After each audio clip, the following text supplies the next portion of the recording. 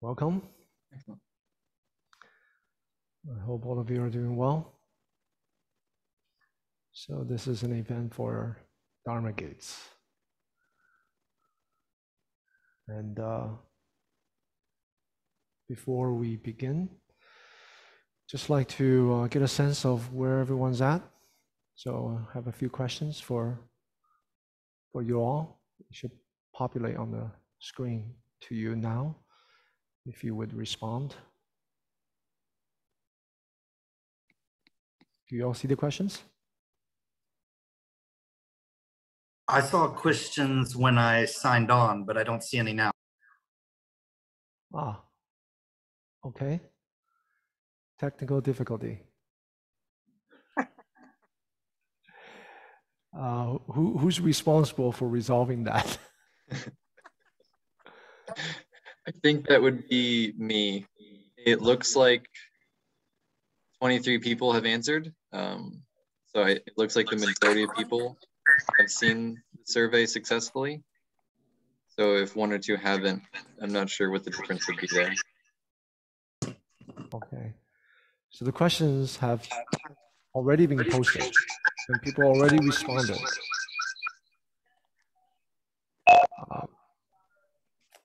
Okay. Is it should be ongoing as well? People are still coming in and still answering. Okay. Is it possible for me to see their response? We can toss it back and forth, but we apparently can't both see it at the same time. All right.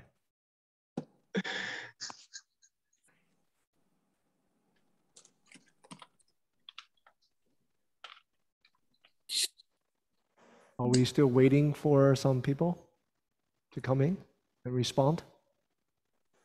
Well, I don't see anything to respond to. Can you ask them verbally? Okay. Good idea, Tori.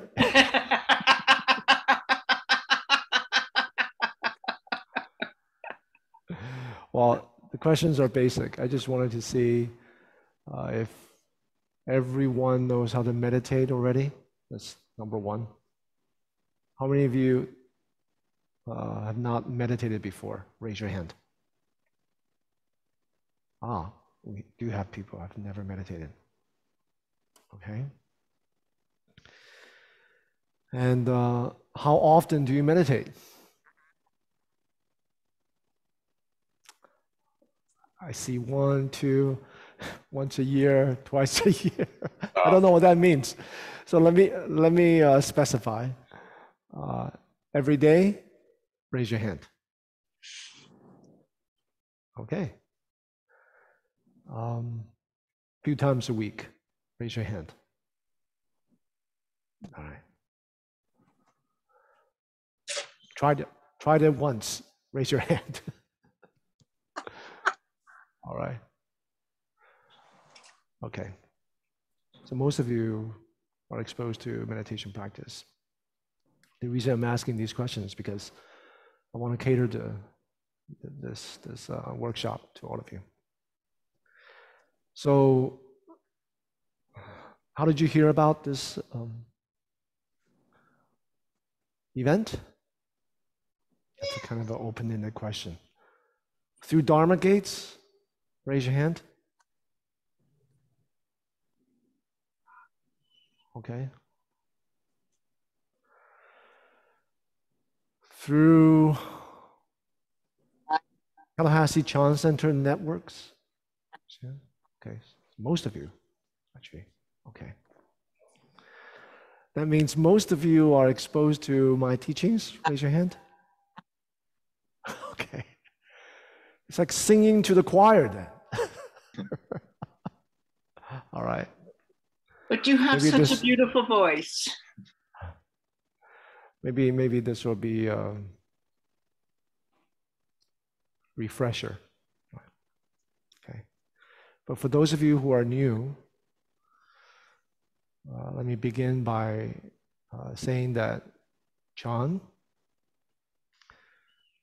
is the Chinese pronunciation of Zen is the precursor to Zen Buddhism, which began in the 12th, 13th century. And Chan emerged as a self-conscious movement in the 6th, 7th century. So it's preceded Zen by several centuries. And it continued to evolve. There's no one homogeneous Chan tradition, but there are many different strands, expressions of Chan through different teachers throughout the ages.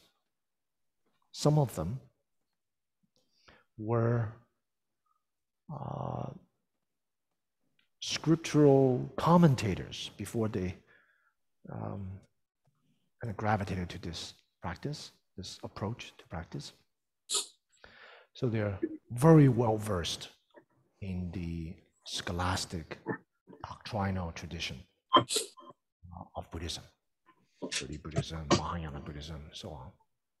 Some of them were not so doctrinally savvy, but still, Chan was a monastic tradition when he began. So being part of this tradition, all the Chan masters were grounded in Buddha Dharma. They may not be ex-commentators of sutras and so on, but everyone was kind of grounded. And naturally, different teachers gravitated to different aspects of Buddha Dharma.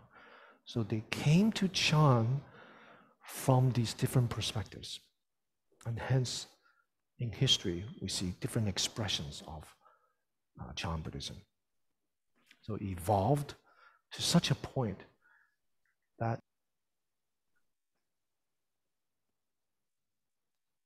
methods of practice emerged, irrespective of these, the way that these Chan masters kind of entered the path. After centuries of development, very distinct methods of Chan emerged. And it is these distinct methods that I will introduce to you today. And historically, it was these distinct methods that were transplanted to Japan and became Zen. So you could say Japanese Zen received the form and the expressions of Chan that were fully matured, okay? By the time 12th, 13th century. And on the Chinese side, it continued to evolve and adapt to different practitioners, different historical, cultural circumstances, right, until the present. Right? So Chan is quite alive teachings. So what you will get today is this distinct methods of Chan in a matured form. That's the core, you may say. And then a modern interpretation, right? Through some decades of working with practitioners, observing the cultural formations of Buddhism in America and Europe, in the West, my responses. And the ways in which I emphasize certain aspects and techniques and so on. So you will get the core, and you will get what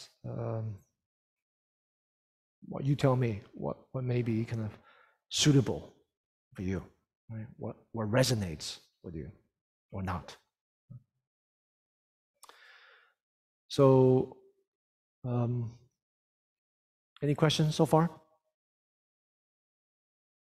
All right.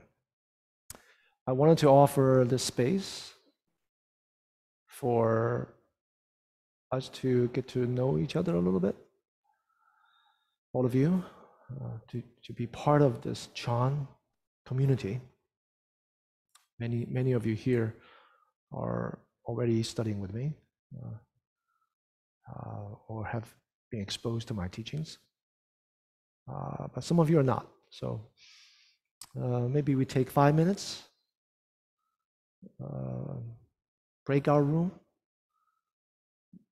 maybe 3 people each in breakout room, just to get to know one another and establish some rapport before we begin. How's that sound? All right. Okay. Yeah. So before I split out everyone, I'd like to take a little step backwards. And kind of introduce a little bit of context that I was told to prepare for Dharma Gates on behalf of Dharma Gates. So yeah, my name is Sage. I'm a volunteer and donor to Dharma Gates. My first time helping run something.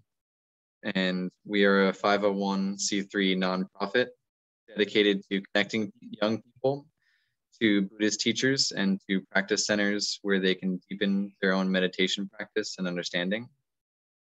It is our view that these practices and teachings will be invaluable in facing the kinds of challenges that are coming in our lifetime.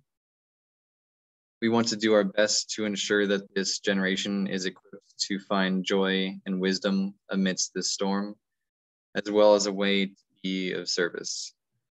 All of our events are designated to be a gateway, an invitation to take this practice as far as you're called to. If you have a powerful experience today and are interested in learning more about what's out there, you can fill out our advising form at dharmagates.org/advising. The kind of clarity that deeper training can bring is a gift to yourself and the world.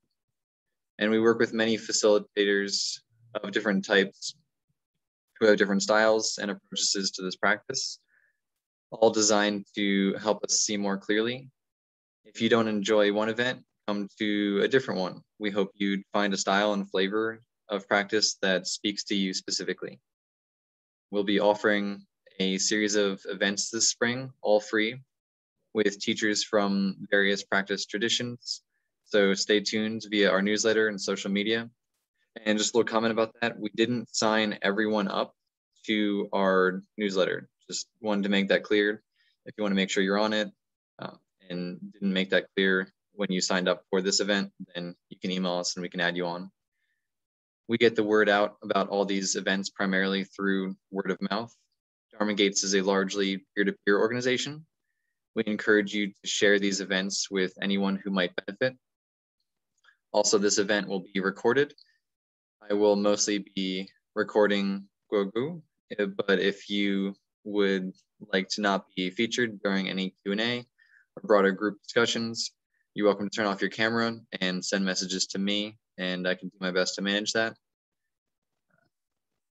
And yeah, you obviously did your own introduction from your own perspective, but if you wouldn't mind, like to give the background that was prepared for me by Dharma Gates for you. I think it's a little complimentary. So Gogu is the founder of the Tallahassee Chan Center, the founder of the socially engaged intra-denominational Buddhist organization, Dharma Relief, and a professor of Buddhism and East Asian religions at Florida State University. He was a monk for 9 years and one of the late Master Zhenyan's senior closest disciples. He is the author of Silent Illumination, published in 2021, The Essence of Chan, published in 2022, and Passing Through the Gateless Barrier, published in 2016. And now I will start setting up the breakout rooms. Thank you.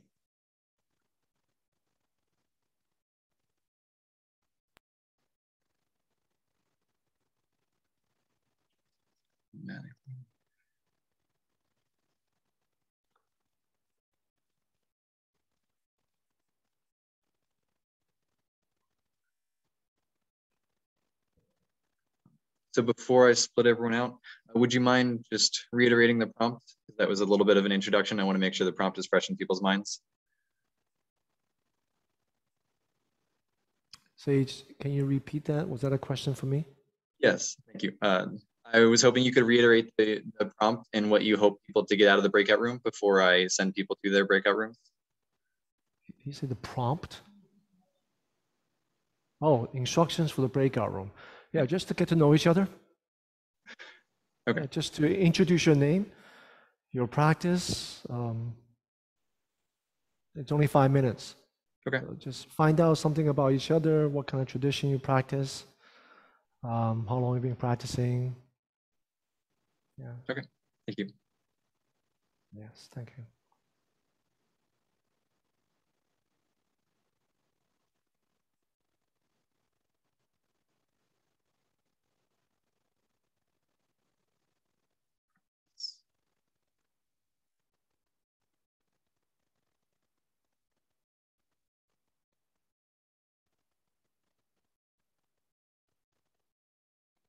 Cool.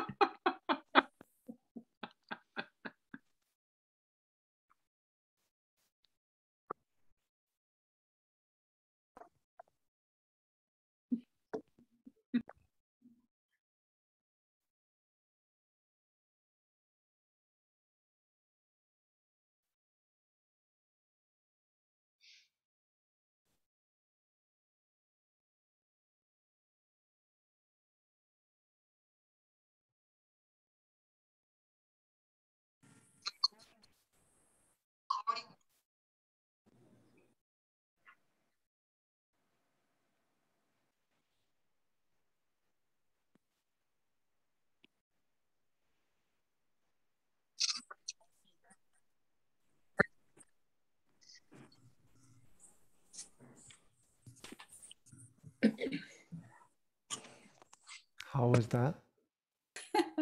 Mhm. Good. Okay.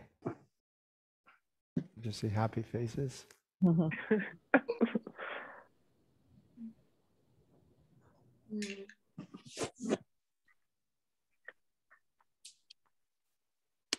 There will be other opportunities. I think we have at least one more opportunity where we'll have a breakout room after we hear the teachings. We practice a little bit, and then we'll have a breakout room, and we'll come back. So that'll be a little later. Everyone's back, Sage?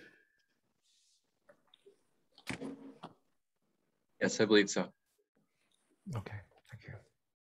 All right. So many of you come from different experience levels, different reasons why you come to practice. It doesn't really matter. All of the ways in which you come across the teachings, the practice is valid. It's what we do with what we have learned, what we have been exposed to, that matters. So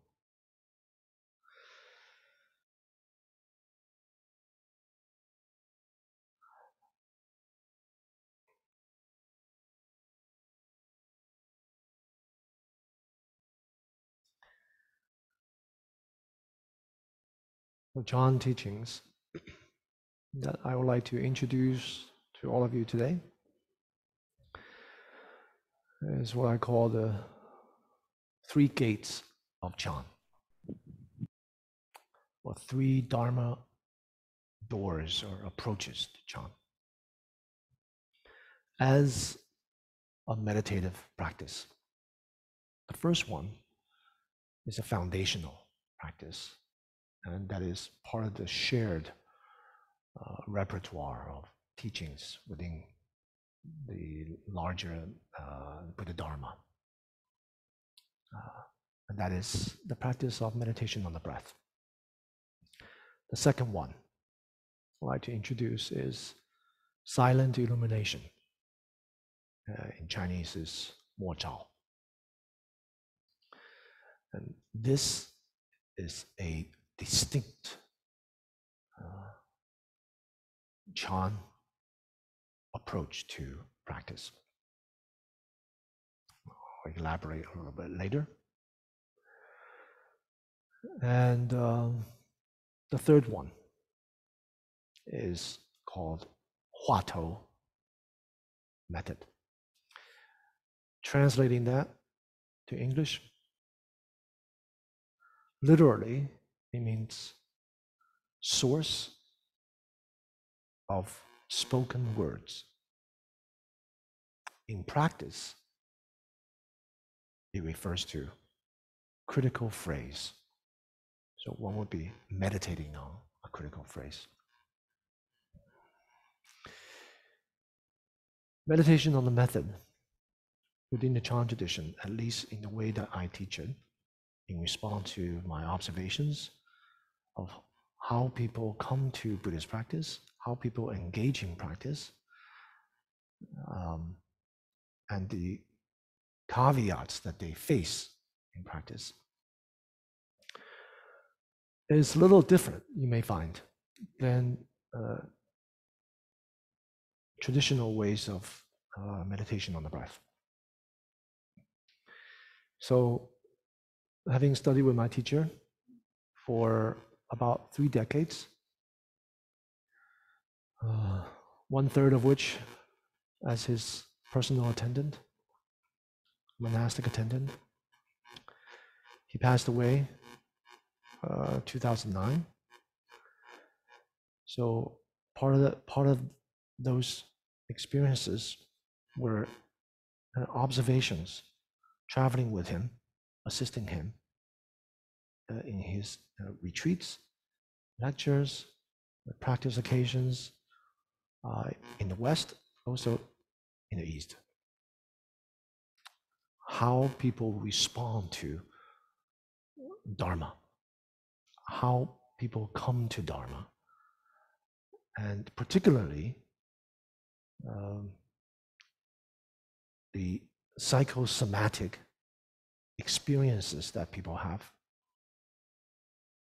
when they engage in meditation practice. So I began teaching on my own when he passed away. It's my expression to pay gratitude to my teacher. So since 2009 to now. And this has shaped the way I teach even foundational methods like meditation on the breath. So all those years. Now, normally, when people are taught meditation on the breath, they either use counting or counting the breath from 1 to 10, 1 to 10, exhalations only, or they practice mindfulness of breath, mostly at the nostrils. And instructions on that basically entails clear awareness of the breath going in and out, different qualities of breath. How many of you practice mindfulness of breath? Please raise your hand. Okay. Does this sound familiar? Right. All right. So I have tweaked this method a little bit because I discovered that most people don't know how to meditate on the breath. When they are in daily life, when they're breathing, it's fine. They breathe naturally. As soon as you tell them to meditate on the breath, they have a problem. Their breath becomes erratic, inconsistent. Every once in a while, and this is a clear indication of they don't know how to breathe anymore. Every once in a while, they have to take a deep breath. It's as if they have shortness of breath or something, or their breath feels constricted. Now, just out of curiosity, how many of you have experienced that? Raise your hand. Okay, quite a few of you. For these reasons, I have tweaked the method, adapting to our contemporary times, all the different causes and conditions why people are experiencing the breath this way. And the foundation of the breath, even before they move on to meditation on the breath, I've inserted another method to help them to engage in this method of practice. And that is to be connected to their body. Now, living in our modern times, the information age, most people live in their heads. This means they are top heavy. When they close their eyes, and feel the center of gravity, you can try that now. They feel the center of gravity is actually here. This means the energy flow is most of the time concentrated, to put it in a nice way, to put it in a not so nice way, stagnating or constricted in the head region. So this will lead to a kind of disembodiment. So more and more, they become disconnected with their body, not in tune with whether the body is relaxed or tense, or when it's tense, they actually don't know. Right? So without awareness, they're bringing all of these tension to using the method. So naturally, when they breathe, the concentration is here, and the breath becomes constricted. And because the energy is upward, the breath becomes shallow, right? Not grounded, settled. So as a foundational method, I teach people to be more connected with the body.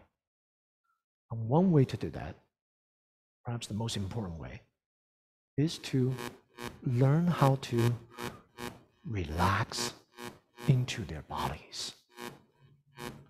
So the method I teach is, before even moving on to meditation on the breath, is progressive relaxation. We'll practice that in a few minutes later on. To be in tune with, feel the corporeal, somatic feel of their body, section by section. And attention, positionality, and bodily weight. We can't settle the top heavy energy, which affects the breath, by telling ourselves to settle our energy.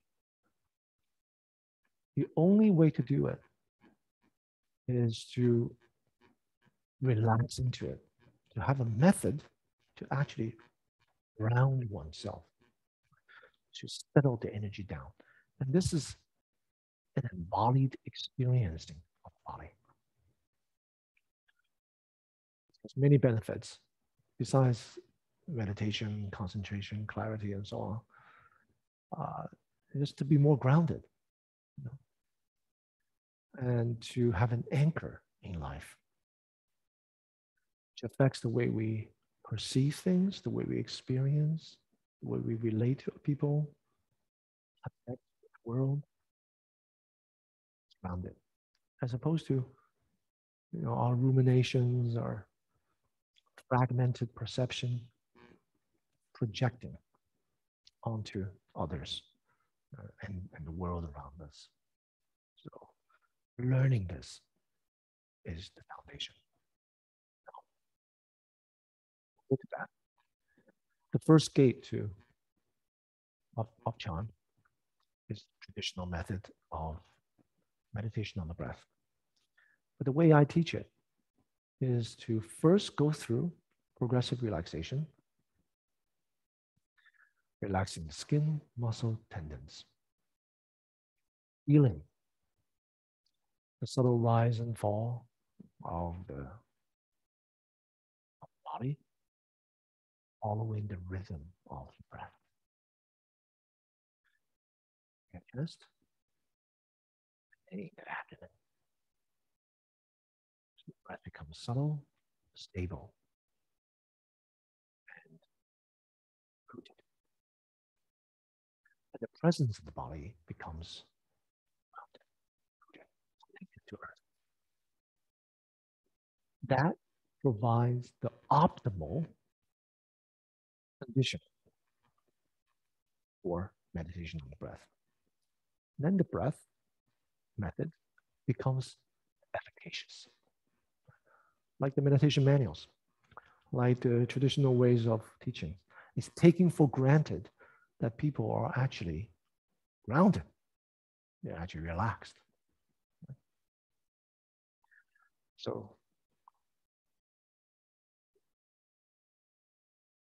the way I also tweaked this meditation on the breath is this principle. Most of us come to practice with a scattered mind, distracted, very difficult to concentrate, and bodily tension. So bodily tension is taken care of by progressive relaxation. But the habitual patterns of grasping and rejecting and distraction, that needs to be taken care of. So the principle of the method is that an effective method, what makes it effective is that it matches the state of our mind. For example, if a method is very simple and our mind is racing, we're not going to be able to use the method. Right? If a method is a little more complicated, provides more interest, things for the mind to engage with, then there's a good match. Does that make sense? Right? If the mind is stilled, concentrated, clear, and your method is very complicated, that's not a good match. That means the method cannot do what it does. So keeping in mind this principle, when we come to the practice this particular day, a physiological, psychological condition, if we're scattered, a little bit agitated or antsy, you have to ground your body, progressive relaxation, yes. But you have to tap into, once the body is relaxed, means the defense mechanism is diffused, then you'll be able to tap into subtle, perceptual, undercurrent feeling tones. These undercurrent feeling tones is that what shapes your experience. Normally, we're not in tune with that because we're distracted. Our body is tense. We're in this vicious cycle of tension leading to distraction, leading to projection of our ideas, notion onto people, onto situations that we find ourselves in. So once the body is diffused of this mechanism, then we can tap into our mood, our feeling tone, and we'll be able to tweak it. Contentment. We're content. And, we're coming off the street, we're thinking of this and that, different life obligations, so the mind is a little bit scattered still. That's fine. Then we use a method that matches that state. One method. We count the breath instead of mindful of breath. Why? Because counting the breath is more complicated. You count only exhalations, each number, starting with 1, until the 10th exhalation, to count to 10. 1 to 10, 1 to 10. Mind is really scattered. We make it more complicated. We count 10 backwards to 1. Mind is really racing. 20 to 2, 19 to 1. You get what I'm saying? Yes? Now, until the mind begins to ground, our concentration begins to settle, then we go back to 1 to 10. Or we can directly segue into the embodied experiencing of the breath. And that is mindfulness of breath. Now, with mindfulness of breath, there's a whole range of experiences, right, with the breath. The way I teach is be aware of the breath here to begin with. Why? Because there are more sensations here, at least for the majority of people. Cool, warmth, silky smooth, or coarse. Lightness, heaviness. And then the traditional in meditation manuals and of the Buddhist tradition, which is most often talked about, long and short. Before we get to even long or shortness of the breath, there are all of these range of experiences at the nostrils. How do we know the breath is long or short? It's actually through sensations. It's not intellectual understanding or some kind of concept. Only through tactile sensations do we actually know in an embodied way the breath is long or short.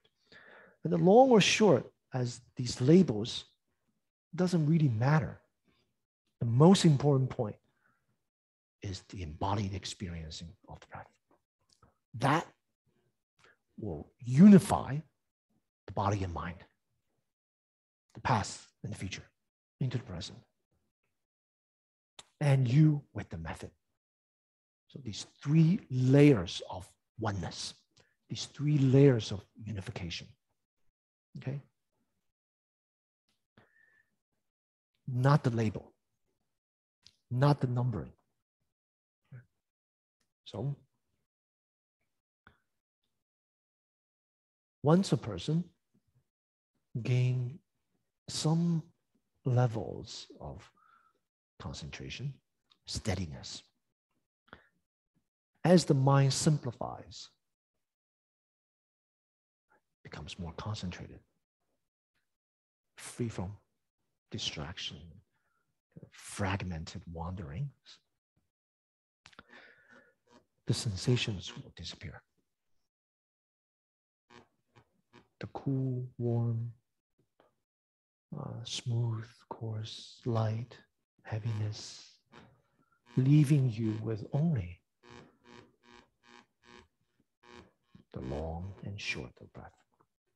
The long and short of breath is not what most people think of long and short breath, as if we're actually controlling the breath so that we breathe in a very, very, very long way. It's not that. The experiential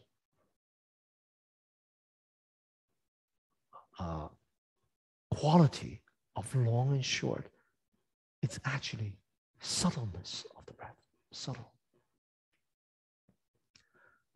It's the breath goes in and out very faintly, but the duration between inhalation and exhalation, rather, the exhalation and the next inhalation is long. That's why it's called long breath. Why is it called deep breath? It's deep breath not necessarily because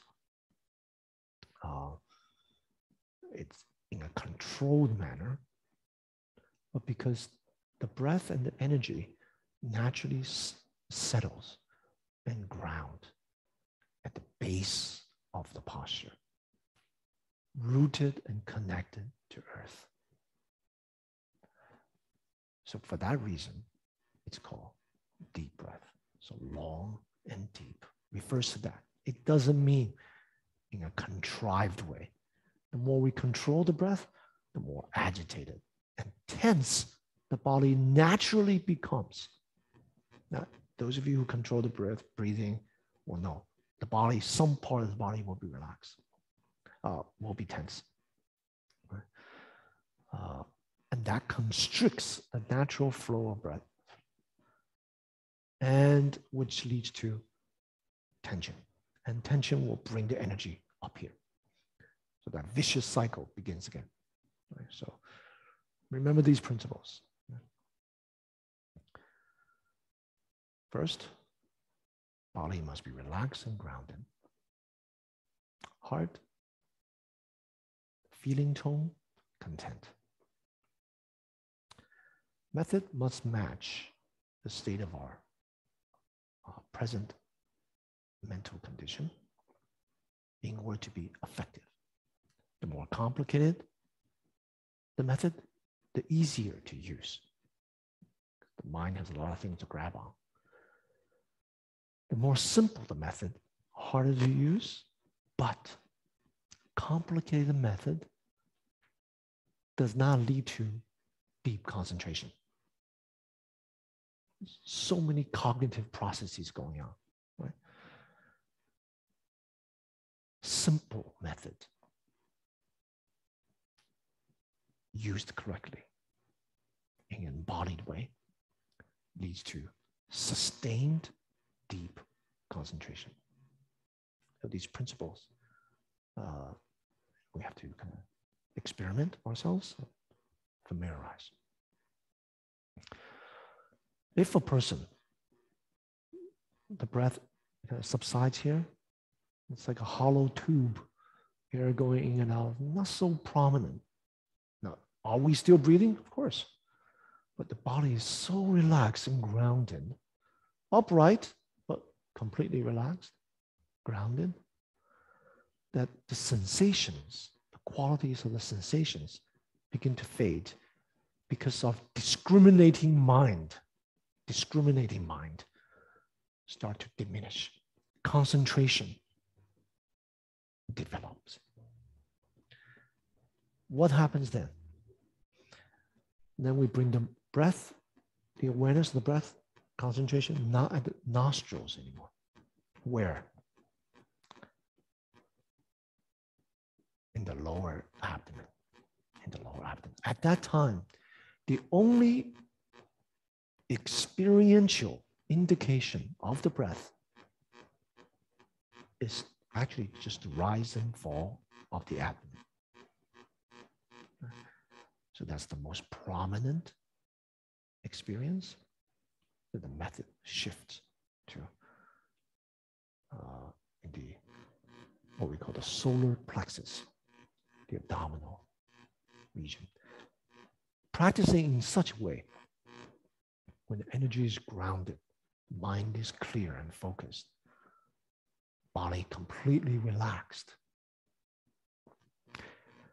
there won't be any side effects to meditating at this solar plexus, this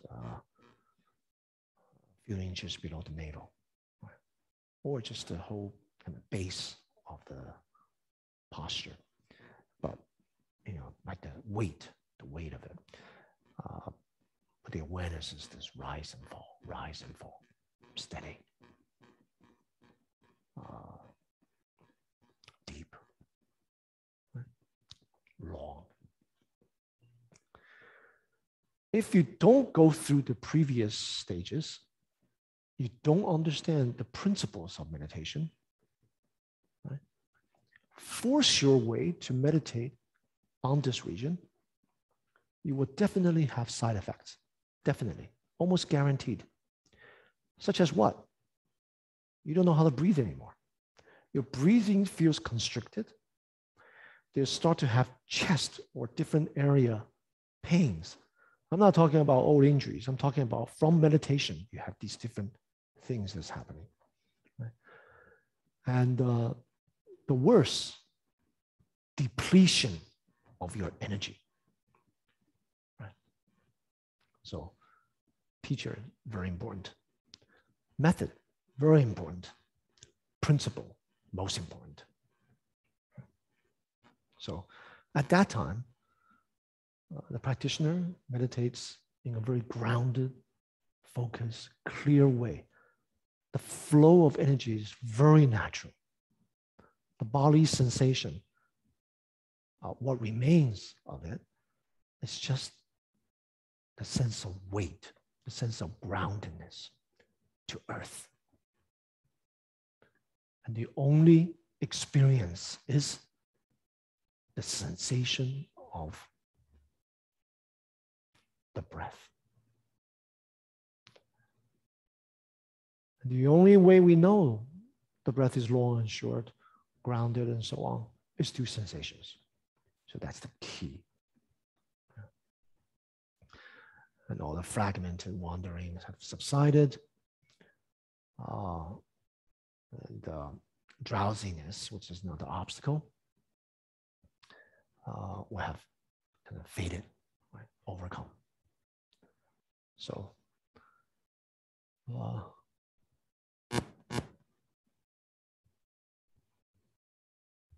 no trick up my sleeves. I'm giving you the essence of, of accumulated decades of experience. Right? So take it, savor it, experiment with it. Right? Now, some of you have stumbled upon this probably by yourself, these kind of principles. But I'm laying out very clearly as possible. Right? So that this talk is being recorded, so you can kind of review. Now, in the course of engaging meditation of breath in this way, there's all kinds of psychosomatic experiences that may arise. Right? Difficulties ranging from difficulties to insights. And it's through these experiences that the teacher will know the spiritual capacity of the practitioner. These are indicators and signposts of how the practitioner practices and the particular hang-ups, for example, that the practitioner bring to the practice, they will manifest in this process. Right? And that's when the teacher will know how to work with individual students. And there's a whole range of them. I'm not going to get into that. Although there's opportunities for Q&A later. All right, so these indicators will also signal to the teachers whether this person is suitable for silent illumination practice or Huatto, koan practice during that time. It's not to say that that person is just fixed. They, for the rest, after they go through this foundational practice, they'll just stick with this one of the two methods, silent illumination or critical phrase, Huatto. Not necessary. It's very often the case that the person will begin with one and deepen the practice and then segue into the other one, because one will hit a plateau, segue to the other one and then come back to the first one, to deepen it. And eventually, the practitioner, if that person is a vessel for the Dharma, meaning destined to be a teacher, then they will have to master both methods, because they will be teaching people from all walks of life, all different experiences, range of experiences. They will have to know the path, because each method will generate a particular, for lack of a better term, sceneries. It's like walking from point A to point B. Each method has a particular signpost, particular path, terrain, if you will. And people will experience different things. So a teacher has to be very familiar with these different things in order to guide people, right? And in order to adapt to the condition of the practitioner. Right? That is a skill quite different than just practicing our own. Okay. So after the person progresses, maybe use some expedient means, counting the breath, segue into working with the breath, the sensations, and then down to the abdomen. And then after the person gains steady concentration, have different, psychosomatic experiences that may arise, the teacher will move that person into another method. And that is the second gate, silent illumination. having practiced this embodied experiencing of the breath, in tune with the body,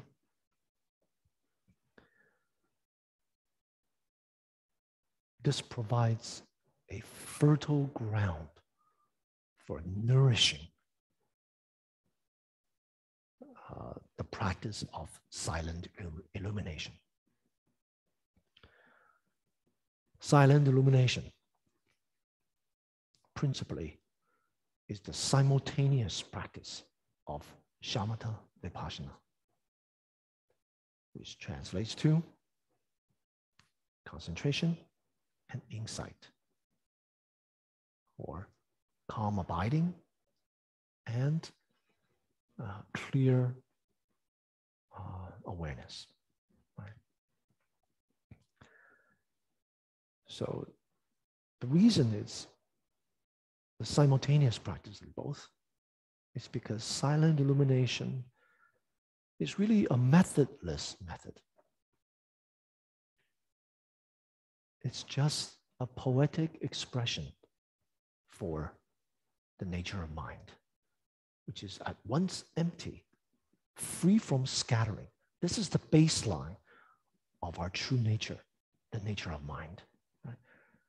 It's not defined by thoughts, feelings, ruminations, and stories that we create. The baseline is already free. At the same time, it is not stagnant. It is not, in a state of stupor, haziness. The nature of mind has this quality of clarity, right? Which poetically expressed illumination. So silent illumination describes the essence and function of our true nature. How does one engage in the practice, though?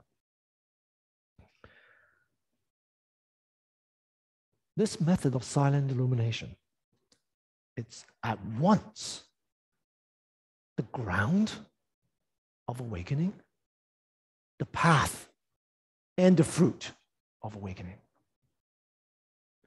So it's unlike other methods of practice, traditional in Buddhism, different types of contemplation, visualization, and so on. Silent illumination is the ground of awakening. It is the essence and function of Buddha nature. Empty, still, quiescent, at the same time, wakeful, clear, luminous. So this becomes the basis for practice, which is established on our true nature. For example, our true nature is not breathing. It's not anapanasati, right? So that method is not grounded in the true nature of our mind. So after a person practices that, they have to change the method, or they have to engage a different approach to meditation on the breath, perhaps insight into the nature of breathing. In any case, the method must be changed. Why? It's an expedient means. It's a gradual method. Silent illumination is a sudden method. And I don't mean temporally, like sudden, like use this method, you're going to become awakened right away. Right? No. It's sudden because its nature is based on the fact that we are already free. It's based on the nature of mind. So you don't have to change the method. This method, or principle rather, becomes the cause, the path, and the effect, awakening. Right? The three merge into one. Do you all follow this analogy? It's like a person It's like a person aiming to shoot a target, a bullseye. Right? Now, most methods of practice, train you to, build your biceps, get the triceps working, and then, put glasses on. So you prepare all these preparatory practices to shoot the bullseye. Silent illumination, right from the beginning, you aim for the target. That's why it's sudden. It's not that we're actually going to hit the target. That's another business, right? Most people, they're like shooting. I don't know what they're shooting at, right? But at least in principle, they understand the correct view. They understand the correct view. And based on this correct view, they engage in correct practice, which is in perfect alignment with who we truly are. And that is, we're already free. And yet, we're able to respond to circumstances like mirroring a mirror. That is the function of wisdom. That is the illumination part. Now, at a rudimentary level, the embodied experiencing of silent illumination is being able to be grounded, relaxed, content, right? And stay with the simplicity of this moment. What's that? Embodied experiencing. That is the most raw, unfiltered immediacy of the nature of mind, the nature of our whole being, which is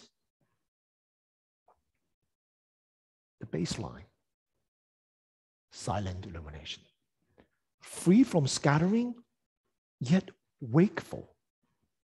Wakeful. Not necessarily wakeful of what, clear of what, mindful of what, not necessarily the object of awareness, but the natural quality of the present moment, where the present and the experiencing are one. It's not that someone else is experiencing, you're experiencing. So in this moment, when you're experiencing, you're already manifesting the nature of liberation. That quality is free from scattering, at the same time, clear, wakeful, and there's a quality of freshness to it. Moment to moment to moment, liberation. Thoughts. Of course, in the beginning, one will have wandering thoughts, and one will get caught up, but one returns to the embodied experiencing itself. And that experiencing is that thoughts liberate themselves. Why is that? Because we're already free. Nothing binds you. Nothing constricts you. There are no obstacles. Right? The basic Buddhism talk about Four Noble Truths: suffering, cause of suffering, cessation of suffering, and the path. That's conventional truth. The correct view is there is no suffering. You're already free. That is cessation. That's your true nature. Your true nature is not suffering. Your true nature is not wandering thoughts, fragmented feelings coming and going. Right? These are guests. The host is Buddha nature, for lack of a better term. Of course, these are just dead words. There's a lot of dead words in the Buddhist canon. Buddha nature, Tathagata Garba, Nirvana, awakening, bodhi, prajna. The most important point for all these pointers to insight is to embody, not leave them at the level of intellectual understanding, being top heavy, thinking about the method. Right? So you have to go through the experience, the nourishment of being able to embody in a relaxed, grounded way throughout your daily life, certainly in meditation. Also be able to work with a simple method such as a breath in an embodied way. Then you can work on the silent illumination. So later on, we'll try some of this. We'll try it. So I'll guide you through it.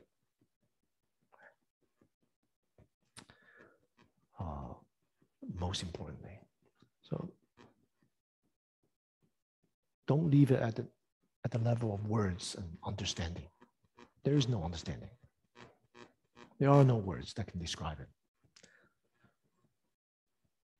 This is a place where words and language are cut off, in which you're simply being who you already are. Right now in this moment, you're already experiencing, is already the manifestation of Buddha nature. Right? So just have to declutter and tap into this. That's silent illumination. Another distinct method of Chan is called Huatto. Literally, source of the spoken words. What the heck is the source of a spoken word? It means before words, concept, rumination, stories that we create, fabricate, and then we infuse and project onto other people and the world. What is it pointing to? Buddha nature. Emptiness, this quiescent, this luminosity. The same thing, right? Source of a spoken word. That which is before all of our discriminatory patterns. Right? Before grasping, rejecting, having, lacking, needing, wanting. Yes, no, good, bad, gain, loss, before all that. How does one practice it?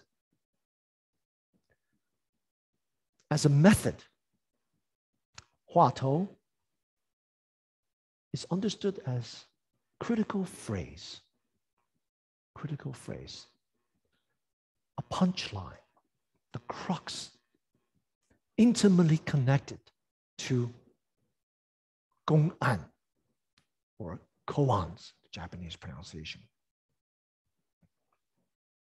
What is a Gong'an? Koan. Cases of awakening. Public cases, recorded cases of awakening of earlier masters.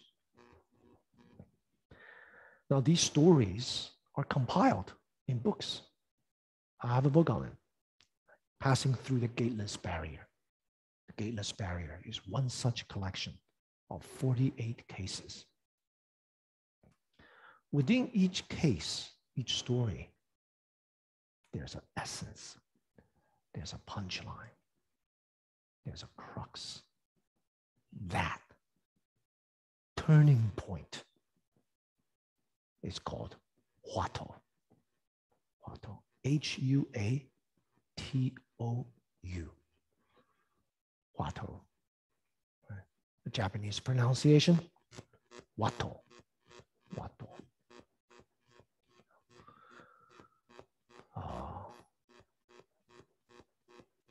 Korean pronunciation, Korean Song Buddhism or Chan Buddhism in Korean manifestation, go Wadu. Right. This is the essence. What is Huatto? Huatto points to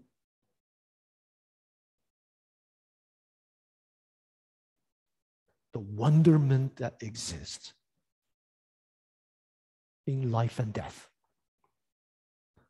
our existential concern. The same concern that propelled Shakyamuni Buddha to leave the comfort of his palace life to take up mendicancy, asceticism, harsh practice to resolve this wonderment of not knowing birth and death. So Huatto, the whole point of the Huatto, and by extension, the whole story of thousands of koans, gongans, they all point to the single most important key, and that is this wonderment with regard to where do we come from? Where do we go? And this wonderment exists right now in the way our thoughts come and go. Have you ever wondered,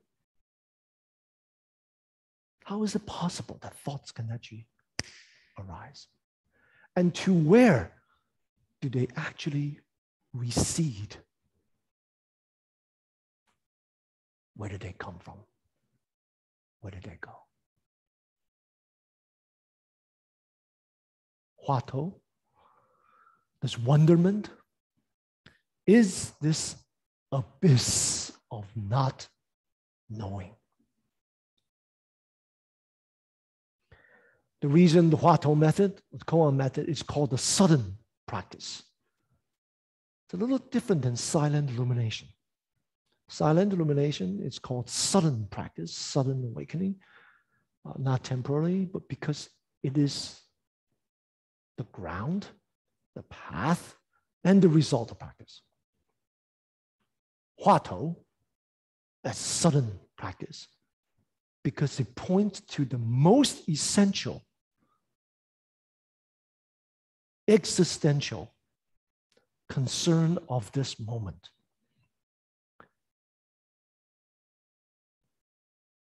It is the most clean cut, direct immediacy of this moment. What is it? That's the fundamental question. What is it? Sometimes those hundreds, thousands of cases put it in another way. What's that? What remains? So of all the koans, gongans, they can all be reduced to either this fundamental question with regard to life and death, our own life and death, what is it? Or what remains? So a teacher works with a student to assign them a particular critical phrase. And there are hundreds and thousands of them. Right? Most of them come from gongans, koans. Some of them don't. Some of them is just life happenstance. You know, that the teacher, through the interaction with the student, is able to utilize the situation and turn it into a turning word, a word that turns the delusion around and focus, zero in on what is it? So it's quite alive, quite interactive, not formulaic at all, at least in the Chan tradition. Although later on, in Japan, they have formulated into almost like a curriculum. You know, you pass through this one and this one and this one, this one. In Chan, this aliveness, this dynamic working with the student, teacher and student, is maintained. It's maintained. So these are the three gates. Now, the nature of this workshop is not that, you know, I teach it and then you all can go off and practice it on your own. You need more instructions, right? This is just a little taste of it. You need to find a teacher. There are teachers around. And you need to have a teacher that's experienced, but also very skillful. Because practice is not a one-trick pony. You just do this, you just keep on doing it. Right? That's probably some kind of dead practice, right? Or some kind of mental or physical exercise. It's not Buddha Dharma. Practice is alive, adapting to the circumstances of life, where we're at. The method changes.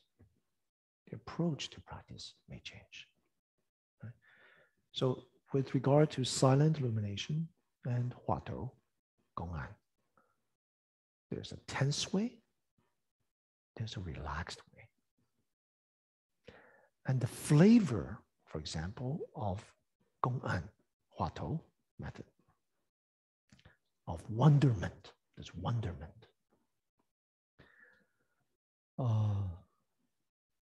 There's a whole range of the sense of wonderment. The point of the Huatto method is to collapse all of our life questions and existential concerns into the single critical phrase that you're working on. So the critical phrase is backed up with your life, your whole being, committed to finding out what is it or what remains.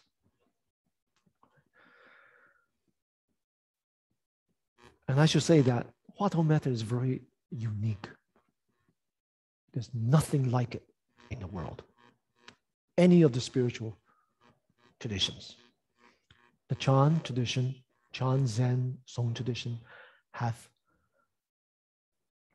refined it to a T, you know, making our, you know, other tradition, you know, people come to practice because of, you know, concerns of life and death, you know, all that. It's very natural, but the Chan tradition, Zen tradition, Song tradition have refined it to a method of practice, right? And have laid out the coursework, the terrain, become so skilled and experienced that nothing like it. There's nothing like it in the world. So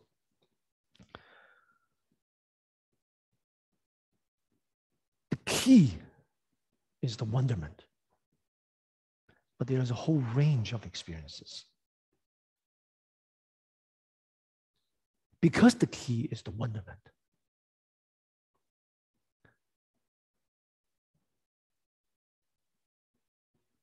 It's not necessary, and maybe some of you will love this, what I'm about to say. It's not necessary for a person who works on the Huatto method to engage in seated meditation. In fact, now some of you with leg pains will love this method, right? Now, in fact, it can become a hindrance. Why? Because the wonderment that's generated in seated meditation is not whole. It's not pervasive. So the wonderment must be meshed with all aspects of daily life. all aspects of daily life, and the power that's derived from the Huatto practice, engaging the sense of wonderment, sense of not knowing, must be integrated into working, walking, eating, talking with people, hanging out with your friends, hosting guests at parties, dealing with complex life circumstances, all the circumstances through which vexations, traditional Buddhist term is klesha, emotional afflictions, greed, hatred, ignorance, and all the attendant vexations, dozens of them, arise in the midst of all of that. And the point of practice is not to contrive, fabricating a sense of wonderment. What is it? What is it? I want to know. I want to know. I want to know. What is it? No. It's to simply recognize and surrender to this not knowing. Because the real fact is, you don't know. You don't know. Where do you come from? Where will you go? You don't know. Who's dragging this corpse around? You don't know. Who's listening now? Right? The point is not to generate answers. Right? Answers are tied to words and language. Tied to, or if it's kind of physically, tied to notions, ideas, which are precisely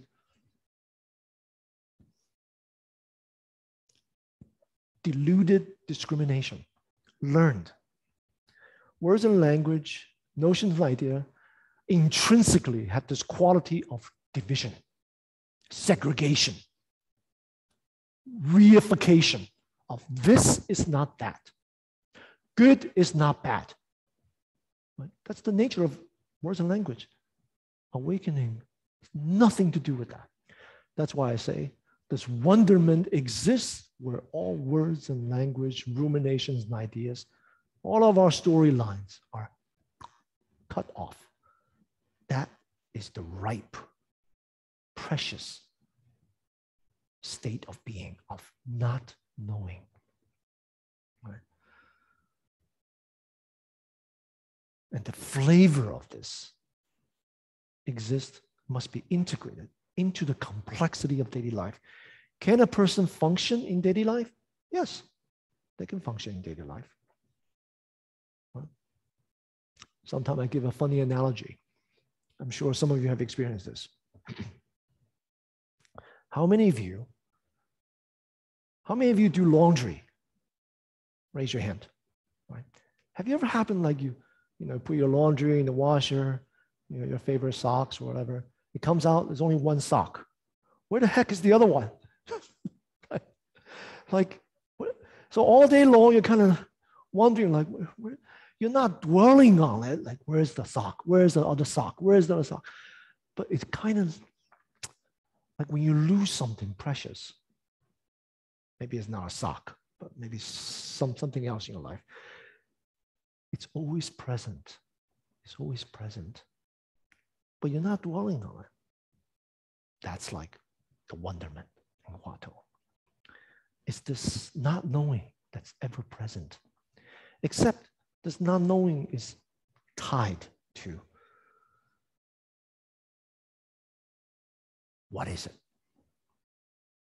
What remains? Framed in a particular critical phrase, right? It could be all kinds of phrases. What is the sound of one hand clapping? Why does a dog have no Buddha nature? All things return to the one. Where does the one return to? It can be phrased differently, but basically, is this, what is it? What remains? So Chan masters of the past have phrased this like, losing something so precious that's always present, our own existential concern of my life and death, not knowing. And you can go out and engage in work and activities so that this concern is completely meshed with your daily activities, until the sense of wonderment becomes all pervasive, what we call a single sheet, continuous, without gaps. And then in intensive retreats, in which we can really go deep into this practice, we lose all sense of self-referentiality, even spatial referentiality. Like you don't even know where the heck you are. Walking, you can be walking. Joining everyone during the mealtime, you can be eating. Completely absorbed. It's like a moving samadhi. Right? Daily life, you may not be able to do this. But in retreat, you can. Under the protection of the retreat setting, practicing with fellow practitioners, under the guidance of an experienced teacher, you can let go of everything and completely be absorbed in the sense of not knowing, wonderment. And the wonderment begin to engulf you. So everything collapses into this. Until, so this, essentially it's a sense of non-conceptuality, at the same time, completely wakeful, completely alert, absorbed in this not knowing. So it is still the simultaneous practice of shamatha, vipassana, samadhi and prajna, concentration and insight. And that is the genius of the Chan tradition. Until the wonderment completely engulfs you, and suddenly, through some causes and conditions, this great ball or block or bubble of wonderment collapse, suddenly bursts. Along with it, our self-attachment, self-referentiality. And that is the experience of awakening, no self. For the first time, you experience the world without the filter of me, I, and mine. Completely vibrant, alive. You have actually awoken from the slumber of the dream of your storyline, self-image, me, I, my notions of this and that, completely shattered through. That is the experience of no self. That is awakening. Now there are shallowness and depth of this. And for most people, it's not a one-time deal. The self-attachment, because of decades, and from the Buddhist perspective, lifetimes of reification, solidification, the self will come back, self-attachment will come back, the habit tendency. So a person must continue to practice, continue to re-experience again and again and again and again awakening until it's completely thorough. All right, so the essence of this awakening is exactly the same as what Shakyamuni Buddha has experienced. But the shallowness can vary, and the thoroughness can vary. So silent illumination is the same. a person experience embodied experiencing until the mind becomes so clear, crystal, vibrant, wakeful, free from wandering thoughts. And I give the analogy, it's like glass, right? Glass. So clear and translucent, transparent. But is there a glass there? There's still glass. So even when silent illumination, that is not it. The glass must be shattered. And that is the experience of awakening through some causes and conditions. Sometimes people hearing a sound, seeing form, or whatever condition it may be, trip over something. There was a Chan master in the past, before he became a Chan master, he actually fell into big piles of poop. He experienced awakening. So all kinds of conditions that serve as a catalyst. So no matter silent illumination or Huatto Gong'an practice, just be one with the Huatto Gong'an. That won't cut it. Just be clear, translucent in silent illumination. That won't cut it. The glass is still there. The glass must be shattered. Of course, naturally, you can't will it to happen. Right? So the difference between having glass and no glass at all, it's not even comparable. Right? It's a difference between night and day.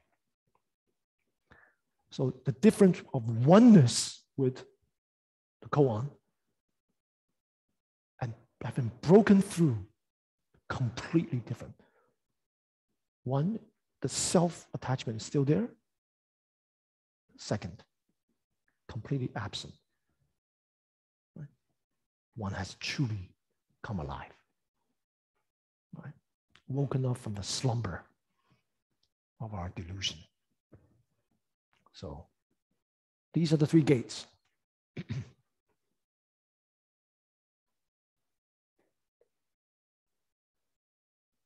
Any questions?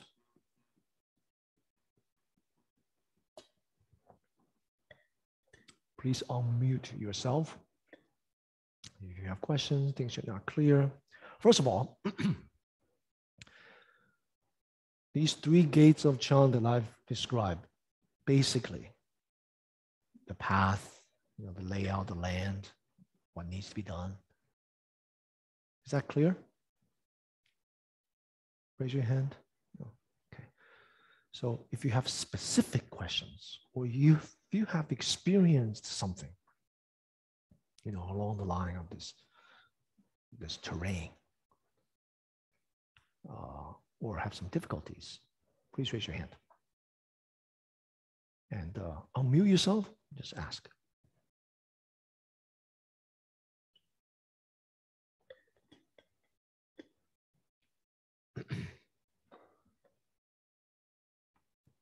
No question? How about this? You take a break, 10 minutes. You can allow the information to be absorbed, and reflect on it a little bit. If you have questions, we'll come back and we begin with questions. Does that sound good? Okay.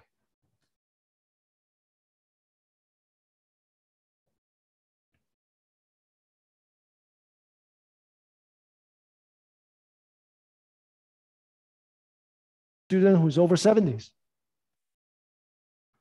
I have a student who's in his late 70s. He's been practicing all his life, but he practiced with me for the past 2021 minus 2008 is how many years? I don't know how many years. Yeah. 13. After these years, even someone, part of it is getting rid of old habits of practicing, right? And then breakthrough. Small breakthrough, but breakthrough, right? So how can that happen? Because it's our true nature. It's not something from outside. We already have it. Everyone's different. It's not about getting something. It's about attaining something. It's not about getting answer. It's about staying with the method and let the method take us. And let the method, correct attitude towards the method, shed decades of habit tendencies. Right? And when that happens, naturally, flower will blossom. Okay? Now, through the internet like this, it's helpful. It's helpful. But in order for a teacher to really work with the student,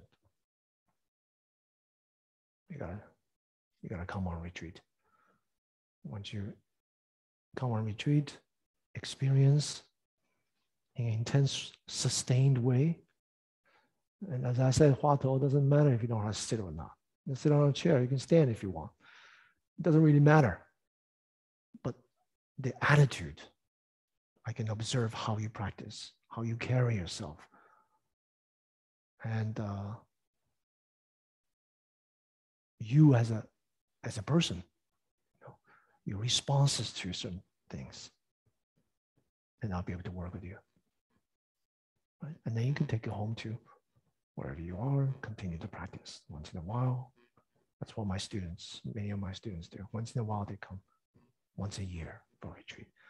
But the rest of the time, they sit with the Sangha, they sit by themselves, they practice, integrate with life, and then they continue that way. But having that person-to-person relationship, so many things can be revealed. Right? So many things can be explored and clarified. Once the path becomes clear, then the person can practice anywhere. Thank you. Touch base. Yeah. So you've been following my programs for some time, since yeah,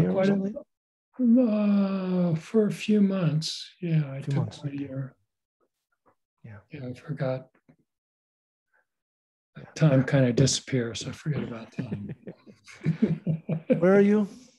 I'm on Maui. Oh, where? Maui, Hawaii. Maui. Okay. Yeah. So it's a long trip. Long trip.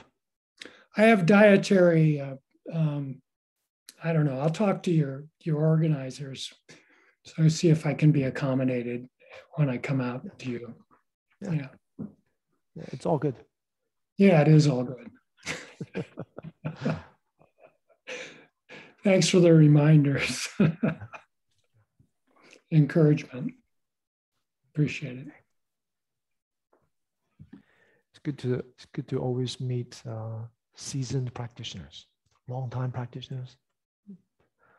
There's a kind of intimacy. There's a kind of resonance. That's good. Yeah. Okay. All right. Someone else? Question? Hello, Guogu. My name is Gabe. I came to this, and thank you for offering this teaching. I came through Dharma gates. I've been practicing on and off, I would say, for the past 4 or 5 years with sort of varying degrees of consistency.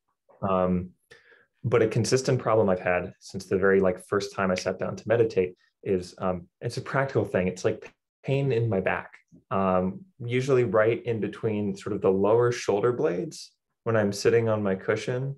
And I was wondering if you happen to know anything about that, or if that's something you've encountered before, because I can't seem to find any particular source for it, or why it seems to be happening, or why it's there and why it's not there. And I was wondering if you just happen to know something about something simple like that. Okay, sure. Now let me ask you a question or two. Is it consistent every time you sit, or is it sometimes there, sometimes not there? It's sometimes there, sometimes not there. And if it's there, it tends to be there for the duration of the practice. Okay. Is it one shoulder, under one shoulder blade, or another, or both? It's usually under both. Okay. And have you had old injuries that you know of or no? Not to my back, no. Okay. And tension, is it sharp pain or a nagging pain? It's a nagging pain. Okay. Yeah. Well, you're in luck. You're in luck. So in a few minutes, I will show you everyone different stretching exercises. So I'll show you. So pay attention when I do the sitting stretchings. So you can, I spoke about the foundation, embodiment, but this other component of exercising, stretching, massaging, that's very, very, very important. Very important, right? So I'll talk about that in a few minutes if you can wait. Okay. Thank you. Good. Thank you, David.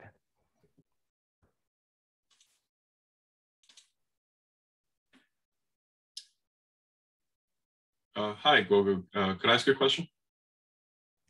Sure. How are you? Good, thank you. How are you? Again, thank you for this. I was wondering if you could comment a bit from the teachings you spoke of earlier. Could you comment on concentration? As someone who's sort of, played the field a bit, read a lot about and looked at different methods. Some do seem to focus heavily on concentration. You must have a very concentrated mind to excel in meditation. And some say, no, you're just going to tie yourself in knots. Open awareness is better. And I realize, probably like a lot of things, it might be a bit of a balancing act in finding what works for you. But I was just wondering if you could comment a bit on the teachings you spoke of earlier. And I have read Silent Illumination, so I have your books, so I have some background. But I was just wondering if you could add a bit more just on the aspect of concentration and how you see it with this practice. Yeah. So the question is basically the role of concentration, how it fits into the Chan practices. Yes, please. Yeah. Okay. So there are different types of concentration. For example, silent illumination is more of an open field.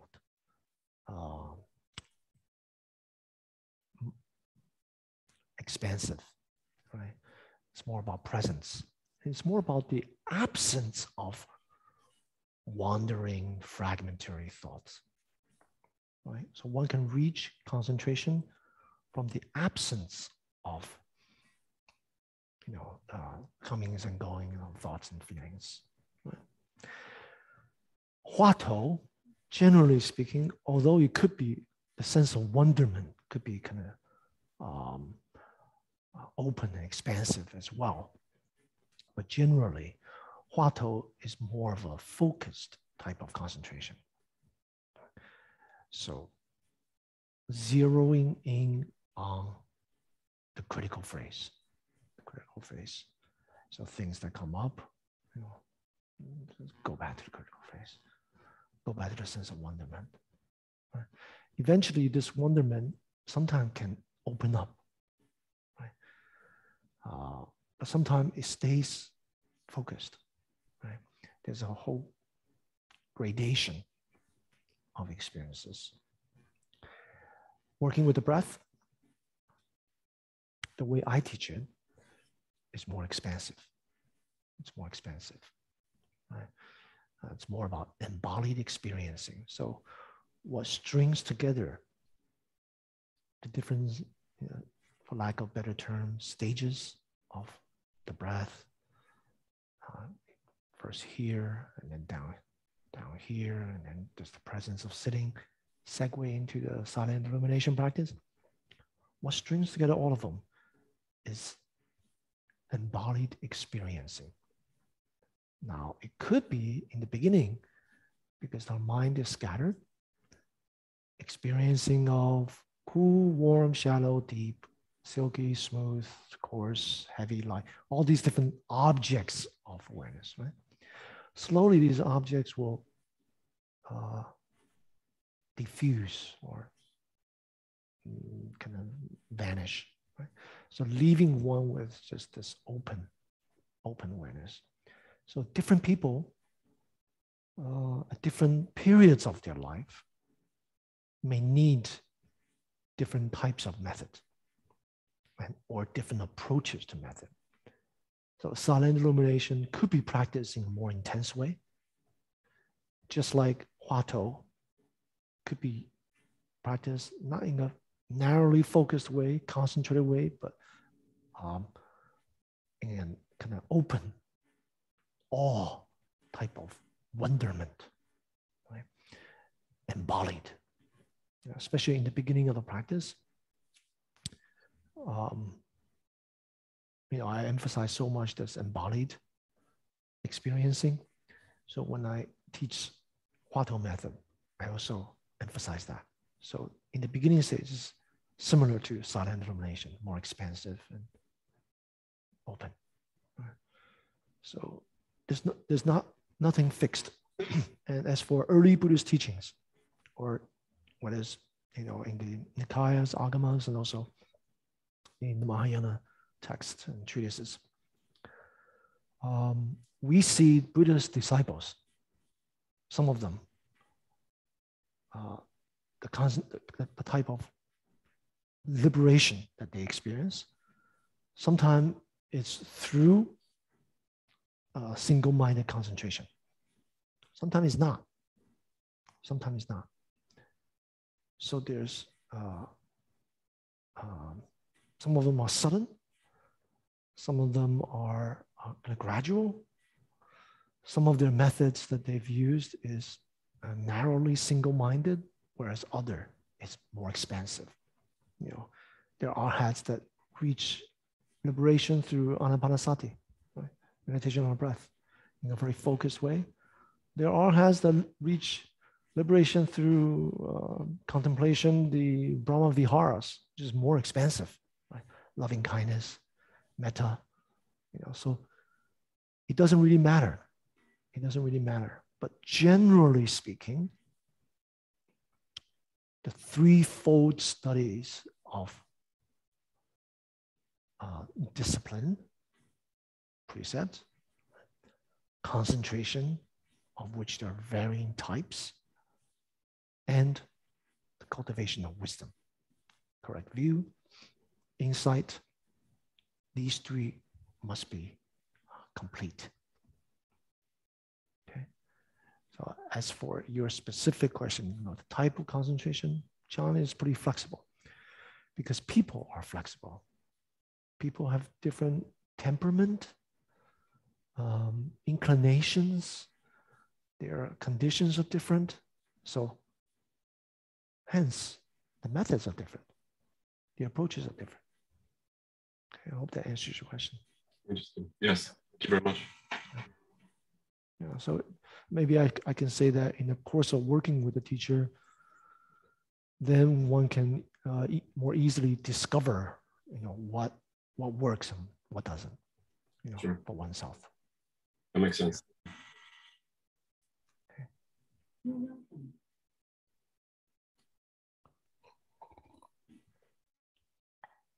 Okay. Would you all like to try? Yeah. Let's begin by standing up. Do some stretches.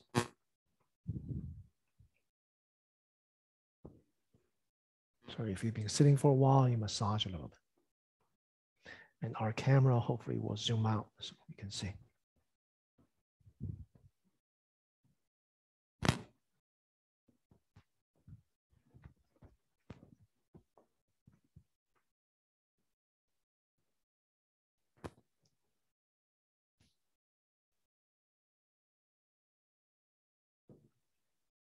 Okay.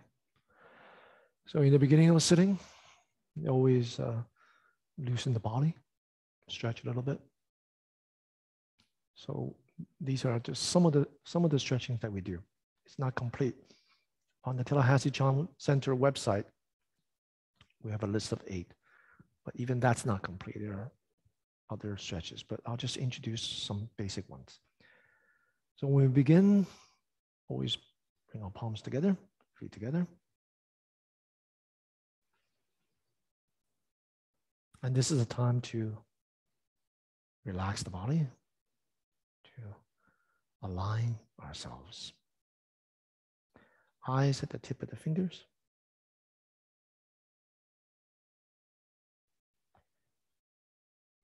bodily weight grounded to earth. Feeling the soles of the feet. The first movement, feet apart, shoulder width. Bring the hands together like you're holding a ball, a yoga ball. Palms are facing each other. Look into the center and stretch up. Inhale as you go up. And rotate from left to right. So this movement brings the energy upward, clearing away potential blockages. Come back down, join the palms. Inhale, rise. Turn. Stretch. Exhale.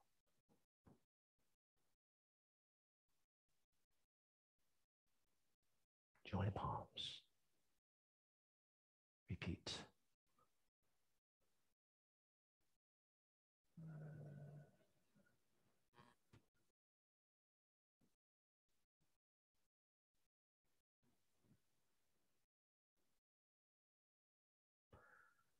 Second exercise. Hands on the side. Lower our neck from one side to another. Right, so go to the left first, your left. And relax into the skin, the muscles, tendons. Feel the stretch. And then the other side. Relax into it. Do this a few times. And then we change another direction of stretching the neck. And that is turning the head from side to side.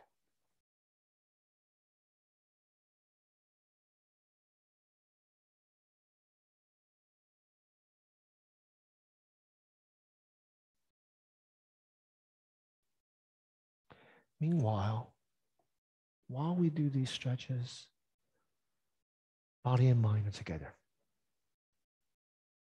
Movements and sensations in the present. Aware. Then we lower the head. Relax into it. Pull the head back. Open the eyes. And repeat.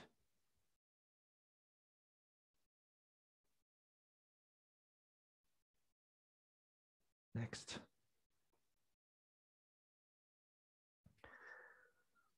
Palms supporting the lower back, lumbar area, and then rotate.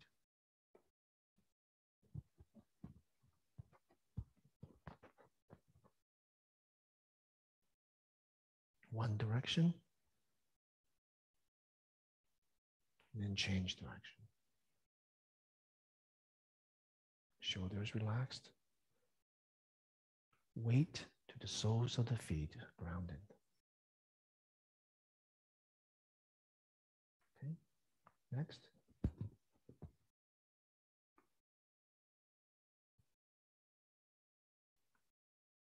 I'll turn profile so you see. Swing the arms gently while we bend the knees. 1, 2, 1, 2, 1, 2. Every time the arm passes the legs, the knees bent. So the way to do is you can start with the rhythm first.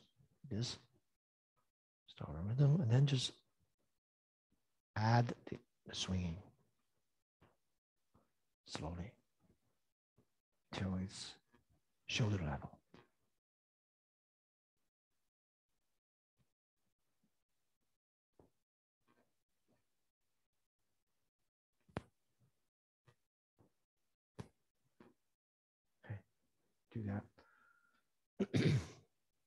Therefore, I tell my students to do it 100 times, which is fast, which is 5 minutes. Okay. Next. Rotate the knees, feeling grounded, rooted to earth. Just rotate the knees, and the ankles will follow. One direction and then change direction. Okay, so that's the stretching. Now, we probably don't have time to do the stretchings that we do after sitting. So I'm going to introduce you, David especially, some of the common areas where we have physical discomfort for meditators. Right? The back, right? Legs, squeeze muscles. I'll teach that later. But the back is hard to reach. So this is what you do. Hopefully the camera will be able to see. You use a towel or you just sit on carpet.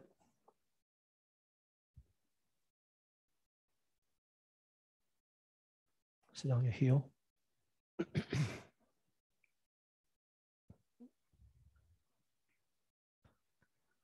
And one arm, say my right, put it over here. And then on the side, lie down.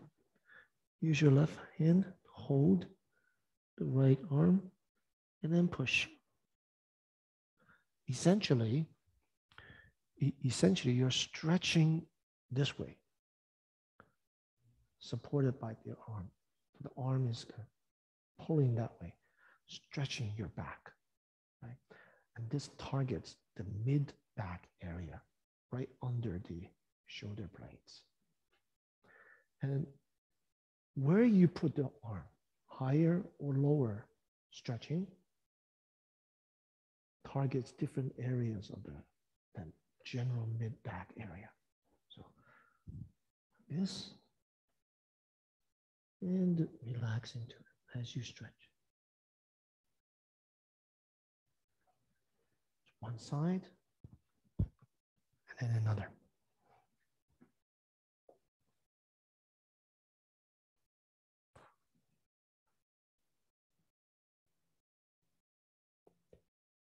The body must be relaxed and ease into it. Okay.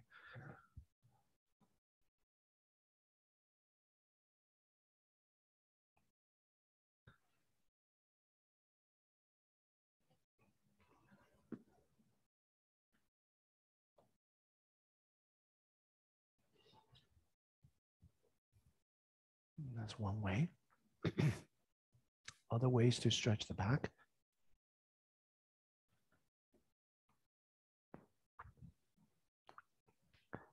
Is this. There's one posture is like this, right? Feet over the other knee. And the easy way to do it is just hold it and while you turn. Right? A little more difficult, elbows over the other knee. Turn. A little more difficult, grab it. They're even more difficult than that, right? So whatever level of comfort you can do.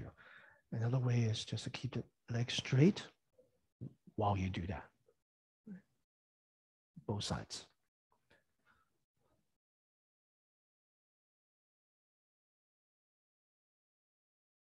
Both sides. So you use basically your knee to pivot the stretching of your back and your torso to stretch that. So this one targets mid-back and also the lower back, which is very common to have pain. But there are other ones that we teach. So these are two simple ones to integrate into your meditation practice. We begin with some stretchings and then loosen the body. Be aware of the movements and sensation and use that as a transition into sitting, which we'll do next. So let's move on to the cushion. Now,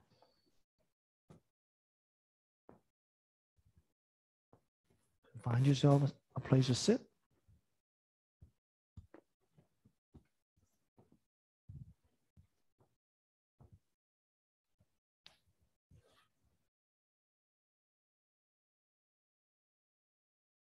Whatever posture you would like to sit, full lotus, half lotus, quarter lotus, it doesn't matter, as long as you're stable. Now, I'm going to do a guided sitting.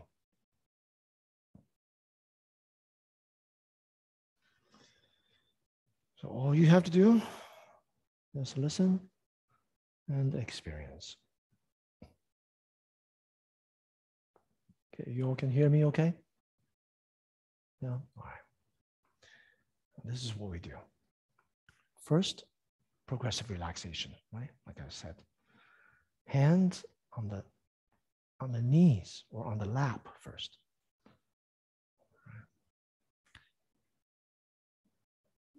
Bring your awareness to your body.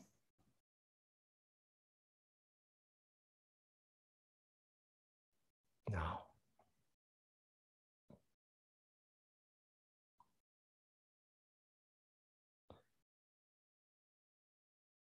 engage with your tactile sensations. That is the faculty of the body. So we have the faculties of eye, ear, nose, tongue, body, mind. Right? We're not using the eyes. We're not using ears. We're not using nose. We're not using the taste, mouth. We're using the body, the faculty of the body, and the mind to be aware, to experience, right? So faculty of tactile sensations. Bring that tactile sensation, that felt sensation, to the crown of the head.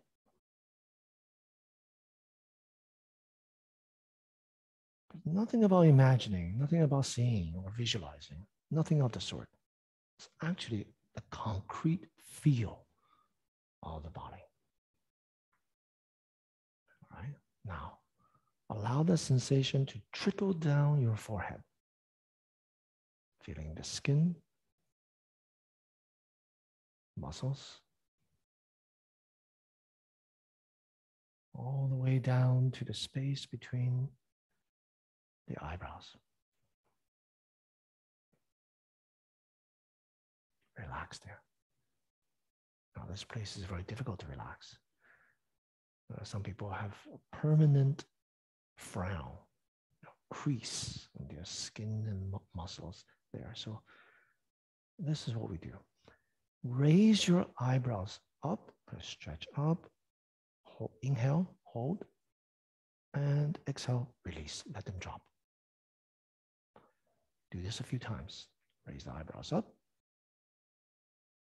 drop, up, and let them drop. So familiarize yourself with what it feels like to actually releasing the tension there. Familiarize yourself with it. Take a moment to soak it in. This is what it's supposed to feel like. Eyes closed. Feel. Now, extend that sense of release, relaxation to the eyelids. Now, this is going to be a little difficult for some people because we're so used to using our eyes to see. But remember, we're not engaging with the faculty of eyes. We're only talking about tactile sensations. So treat your eyes, eyelids, everything in that area like muscle. See if you can get a tactile feeling, the sense of release, sense of relaxation there. If you're sensitive, you can even feel the contours of your eyeballs, the weight of your eyeballs. nothing to do with seeing. As far as you're concerned, you can't see anything. You're not using that. Just relaxing, relaxing the eyeballs and all the nerves, and the eye sockets, the whole area. Okay. Extend that relaxation to the cheeks. This is a bit easier. The muscles, cheeks, down to the jaw. Follow the jaw line all the way down to the chin. Tactile sensations, right? Now, tucking your chin without lowering your head. And just a little bit. Tucking your chin a little bit. Mouth closed. Gentle smile. Just the corners of your mouth. Now, take a moment to soak it in. How does it feel? So use that subtle, gentle smile to relax all the facial muscles.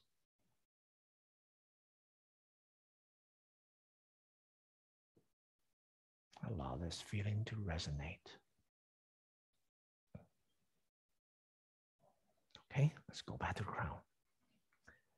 Now we relax the whole scalp. From the front of the forehead, the scalp, feeling our way to the back. The skin, the pores, the follicles of hair, completely relaxed. Pores are open, clarified. We may not be able to experience each follicle of hair, but the intention is to relax every follicle of hair. The whole scalp. Relax from the back of the neck. Now down the neck. At this time, rotate your neck, circular motion, one direction. And change direction. Now the shoulders. Another difficult area to relax. What do we do? Inhale, raise your shoulders towards your ears, hold. Exhale, let them drop. Do this a few times and familiarize yourself with how it feels. Experience that sense of relaxation and release all the way down now through your two arms, the biceps, the triceps, elbows, feeling the skin, muscles, tendons, all the way down to forearms, wrists.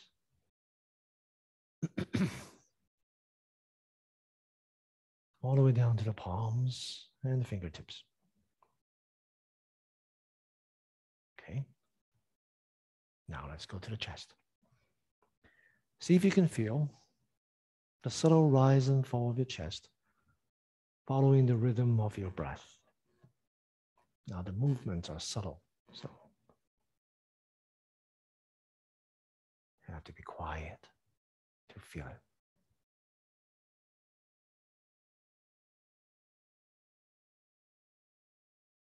Fascinating.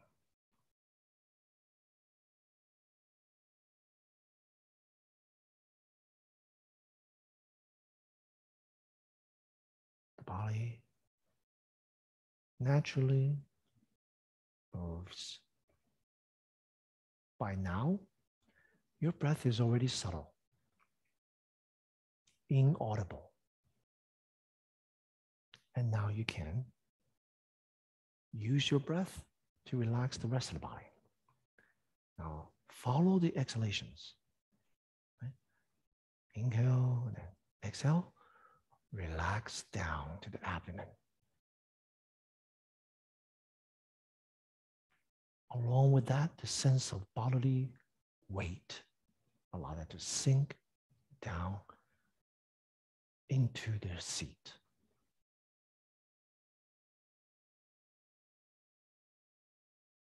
Now, see if you can feel the subtle rise and fall of the abdomen following the rhythm of your breath.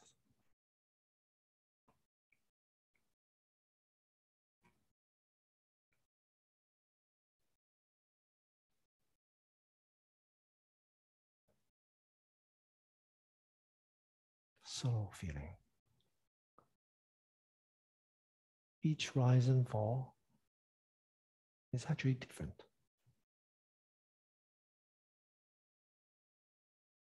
Unique.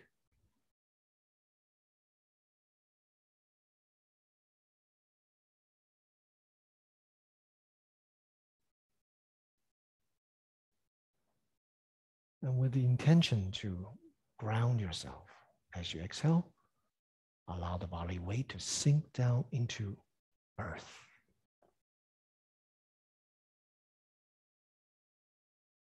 Okay, now let's go to the back.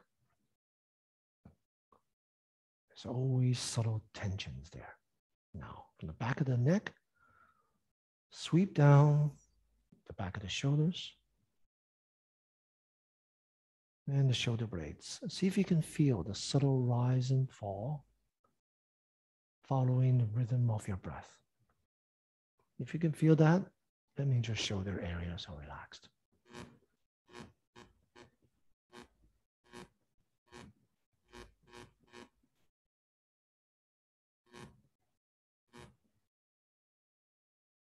Relaxing the skin, the muscles, and tendons.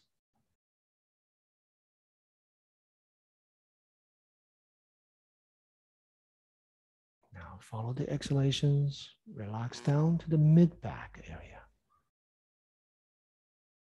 Relaxing the skin, the muscles, tendons.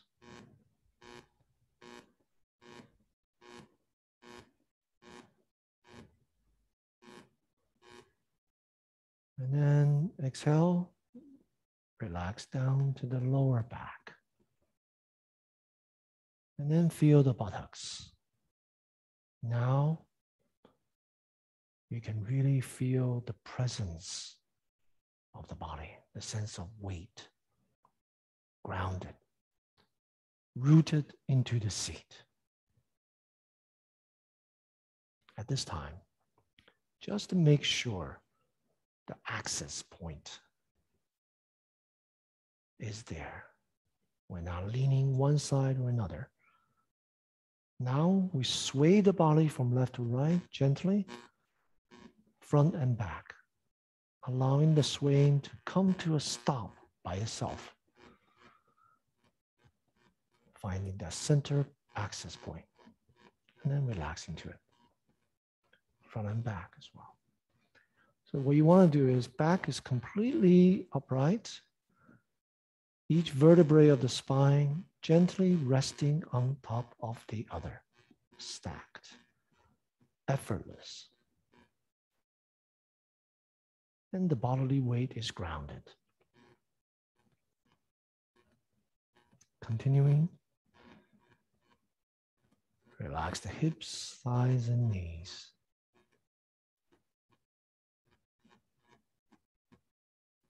Sensations and movements. Calves, ankles, and feet.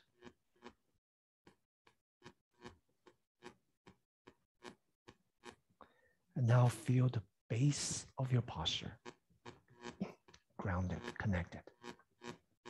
Now, hands in the meditation posture.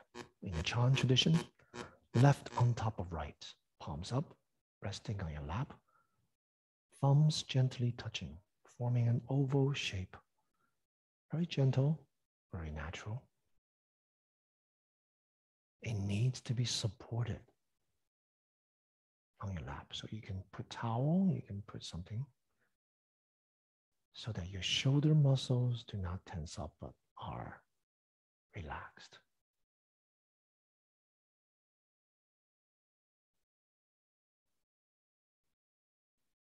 Take a moment to feel your thumbs, your palm.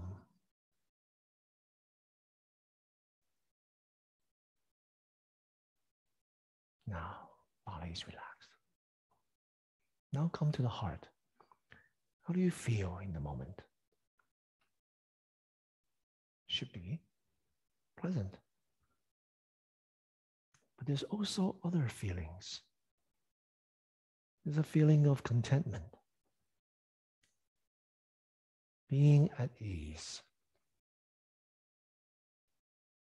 So I want you to savor this experience. Allow this feeling to be present, to resonate. Familiarize with it. This feeling of content.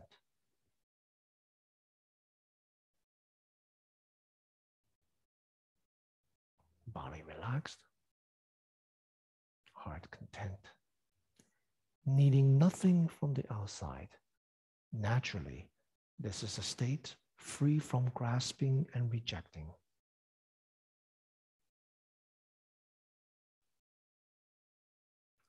With this attitude, we bring our awareness to the nostrils. Experience the sensations.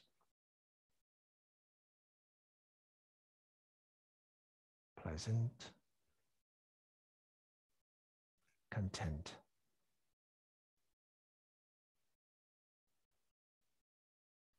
Simply experiencing.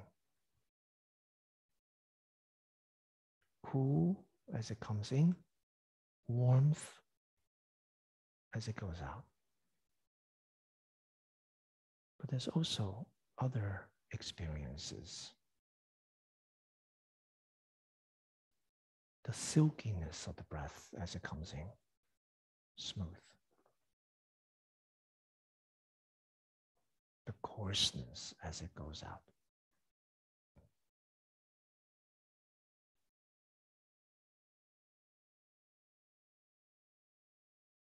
The light and the heaviness.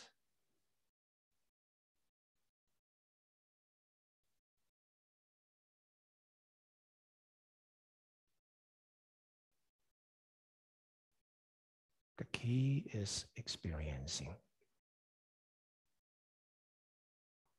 Not that which we experience. It doesn't really matter if it's cool, warm, shallow, deep, light, heavy, silky, smooth, or coarse. It's actually the experiencing. This is the string that ties through all stages of practice. As the breath subsides, we now bring our awareness to the abdomen, the solar plexus, the subtle rise and fall of the abdomen, following the rhythm of your breath. And the rhythm has slowed down.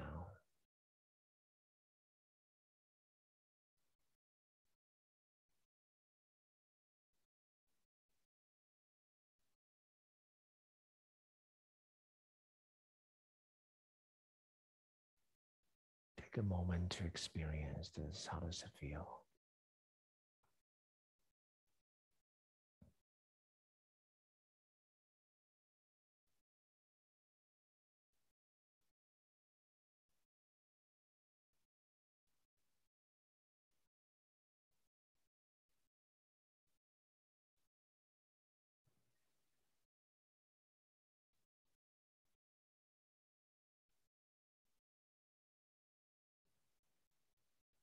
Now, for this period of guided practice, let's temporarily put aside meditation on the breath.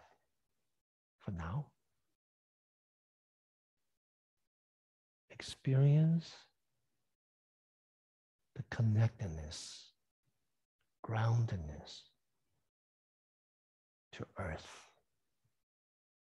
the presence of your body sitting.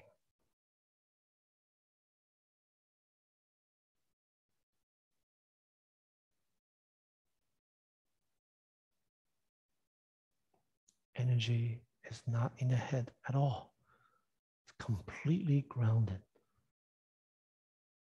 Let's see if you can feel the sense of stillness.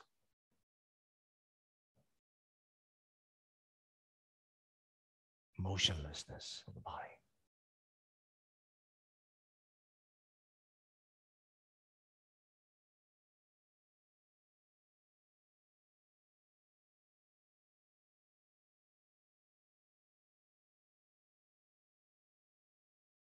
Concretely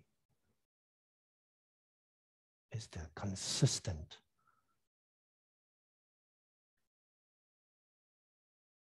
connected feeling to earth.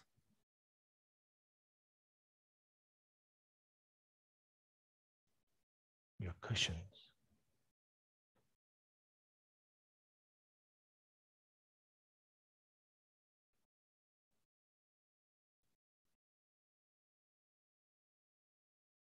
Upper body, light as a feather. You may not even feel the body. Just the presence sitting right now.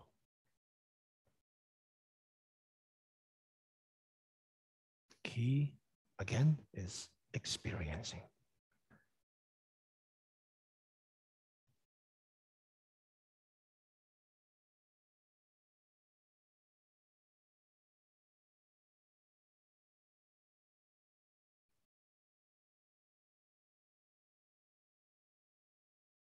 Now see if you can feel this act of sitting, the experiencing, and the embodiment as one.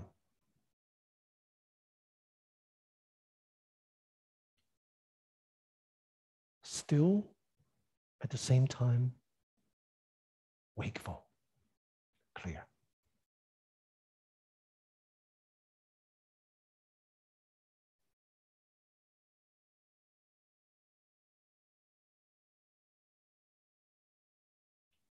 The most effortless, uncontrived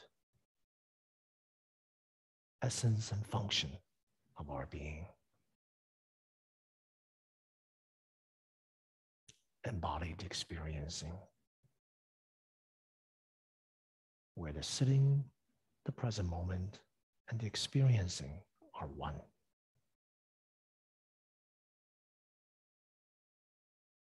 Even when the eyes are open,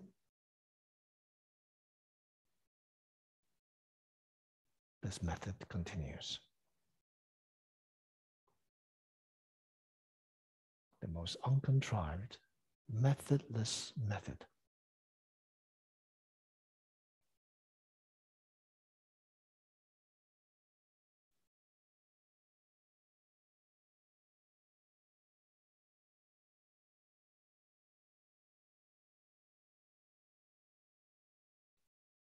Where each moment is naturally a new beginning.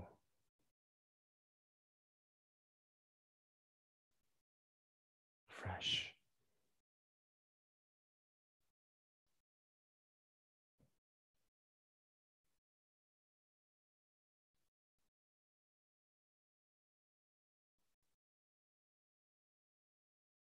Now this embodied experiencing of sitting. Wandering thoughts, very few, but they may come.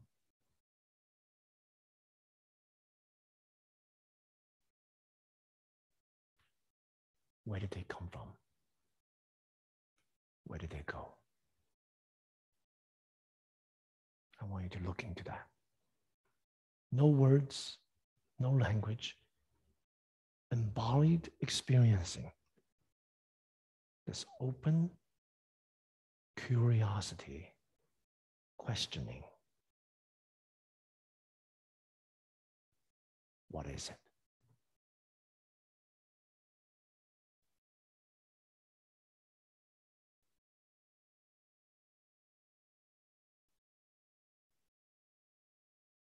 It's a flavor of wanting to know, but not knowing.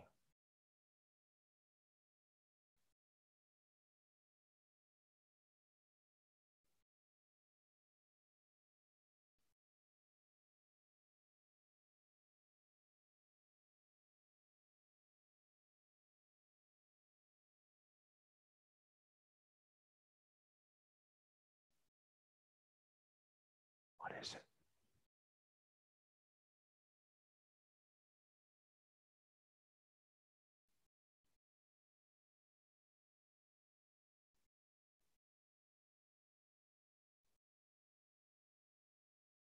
What is this? Who's experiencing?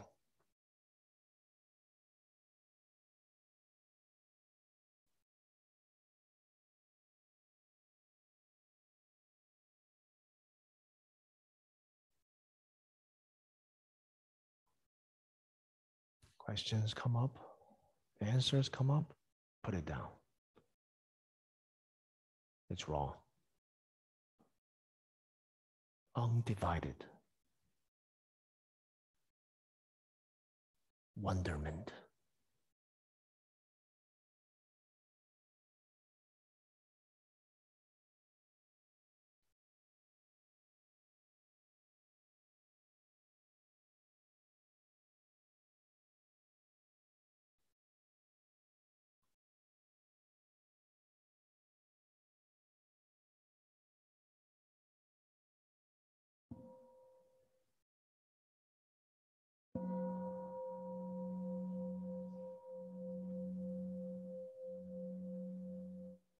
Okay, a little taste. Join your palms. I'm going to teach you how to massage. So this is how we come out of meditation. Right, when we sit like this, we first move the fingers a little bit. Then we join palms. And then rub the palms together. Create heat. Wake up the body this way. And then allow the heat to place right over the eyes. Wake up the eyes. Allow the warmth to come in. Massaging. Okay, do it again.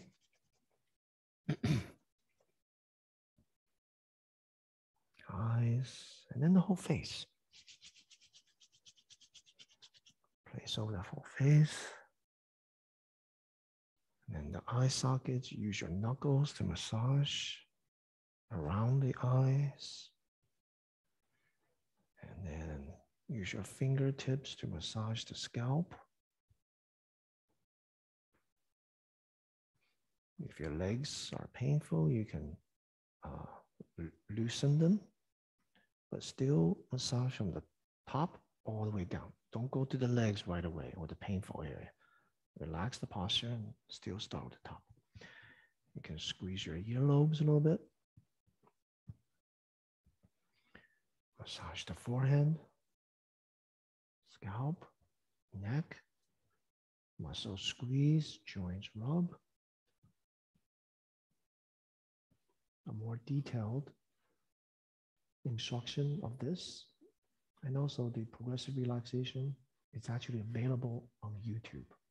Just search through the Tallahassee Johnson website, or just go directly to YouTube, my name, and progressive relaxation, or guided meditation, or massage. It's there. So basically, muscle squeeze, joints rub. If we sit for a long time, our energy sometimes becomes stagnant. So we need to use the heat of our own palms to massage. Now, very rarely do people have pain in the elbow or biceps or triceps. Why do we need to massage that? Because we need to sweep down the body from top down. Now, the energy may be stagnant. They may stay in some area. Right? So you want to muscle squeeze, joints rub, and then chest, abdomen, rib cage, and the back. Back along the two sides of the spine. Use your knuckles to circular motion to massage. And then support your lumbar area. Rub with your palms up and down. Feel the warmth. And the muscle squeeze, joints rub, same thing down the knees. Okay, so for detail, you can check out the resources that's online. So we have 2 minutes left. How was that sitting? Was that okay? Was it good? Raise your hand. All right. So step by step, establish the foundation and then segue into the method. So then the practice becomes effective. Effective. Right? So correct method, correct attitude to use the method, and the body posture correct, then the practice becomes efficacious. The method does what it's supposed to do.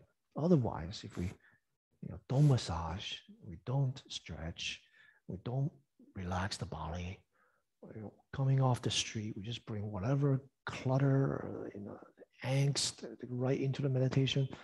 And it's just ineffective, right? It takes, by the time you're ready to finish sitting, then the body and the mind settles. So it's kind of a waste of time. So make sure you have all this, and I encourage you to explore further some of these teachings. But before we go, any questions?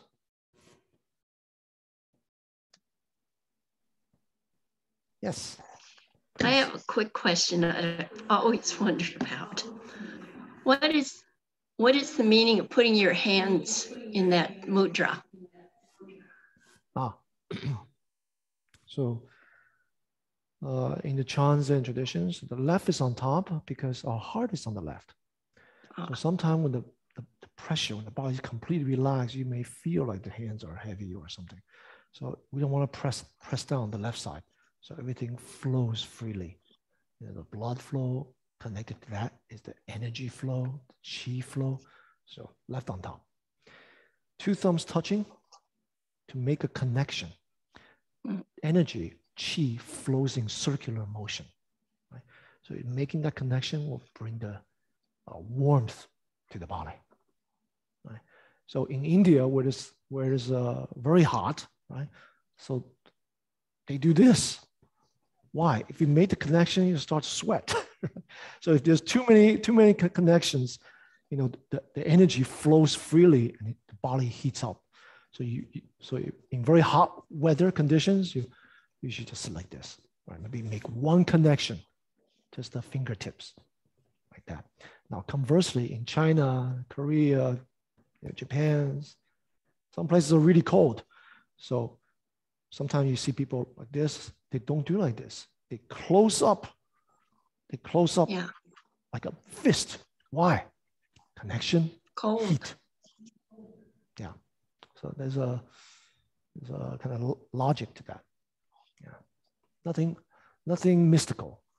Just kind of physiological. I just wondered because in my Soto tradition, we always do the hands opposite. Right on top. Are you sure? Because in the Zen, it should be left on top. Oh, you're right. I got the wrong. Never mind. I got confused on sides. Yeah, left should be on top. Now, if you see the Buddha statues, they're usually right on top, but that's just symbolism. That's just iconography. Why? Okay. Even in stillness, the right side is usually the active side. Right? Even in stillness, the Buddha is actively saving all beings. So he has the right on top of the left. So that's iconography. Now, when we Okay. actually practicing, we don't want to deal with symbolism or iconography. We're just dealing with physiological issues. So left on top. That's good. Thank you. Yeah. All right. It's been a pleasure. We didn't get too much interaction. Maybe in the future we'll have more interactions and I get to know some of you. So in the meantime, I hope that you get something from this workshop that you can apply to your own practice, maybe tweak it a little bit, modify. I hope it's useful. And maybe sometime we'll meet in person. Okay. Take care. And thank you, Dharma Gates, for providing this condition and this platform. And there's a lot of teachers that they have lined up, so please explore. I'm going to do a little plug for Dharma Gates. Yeah. So explore all the different teachers, all the riches within different traditions. Find ones that resonates and continue with that. All right. Take care. Bye-bye.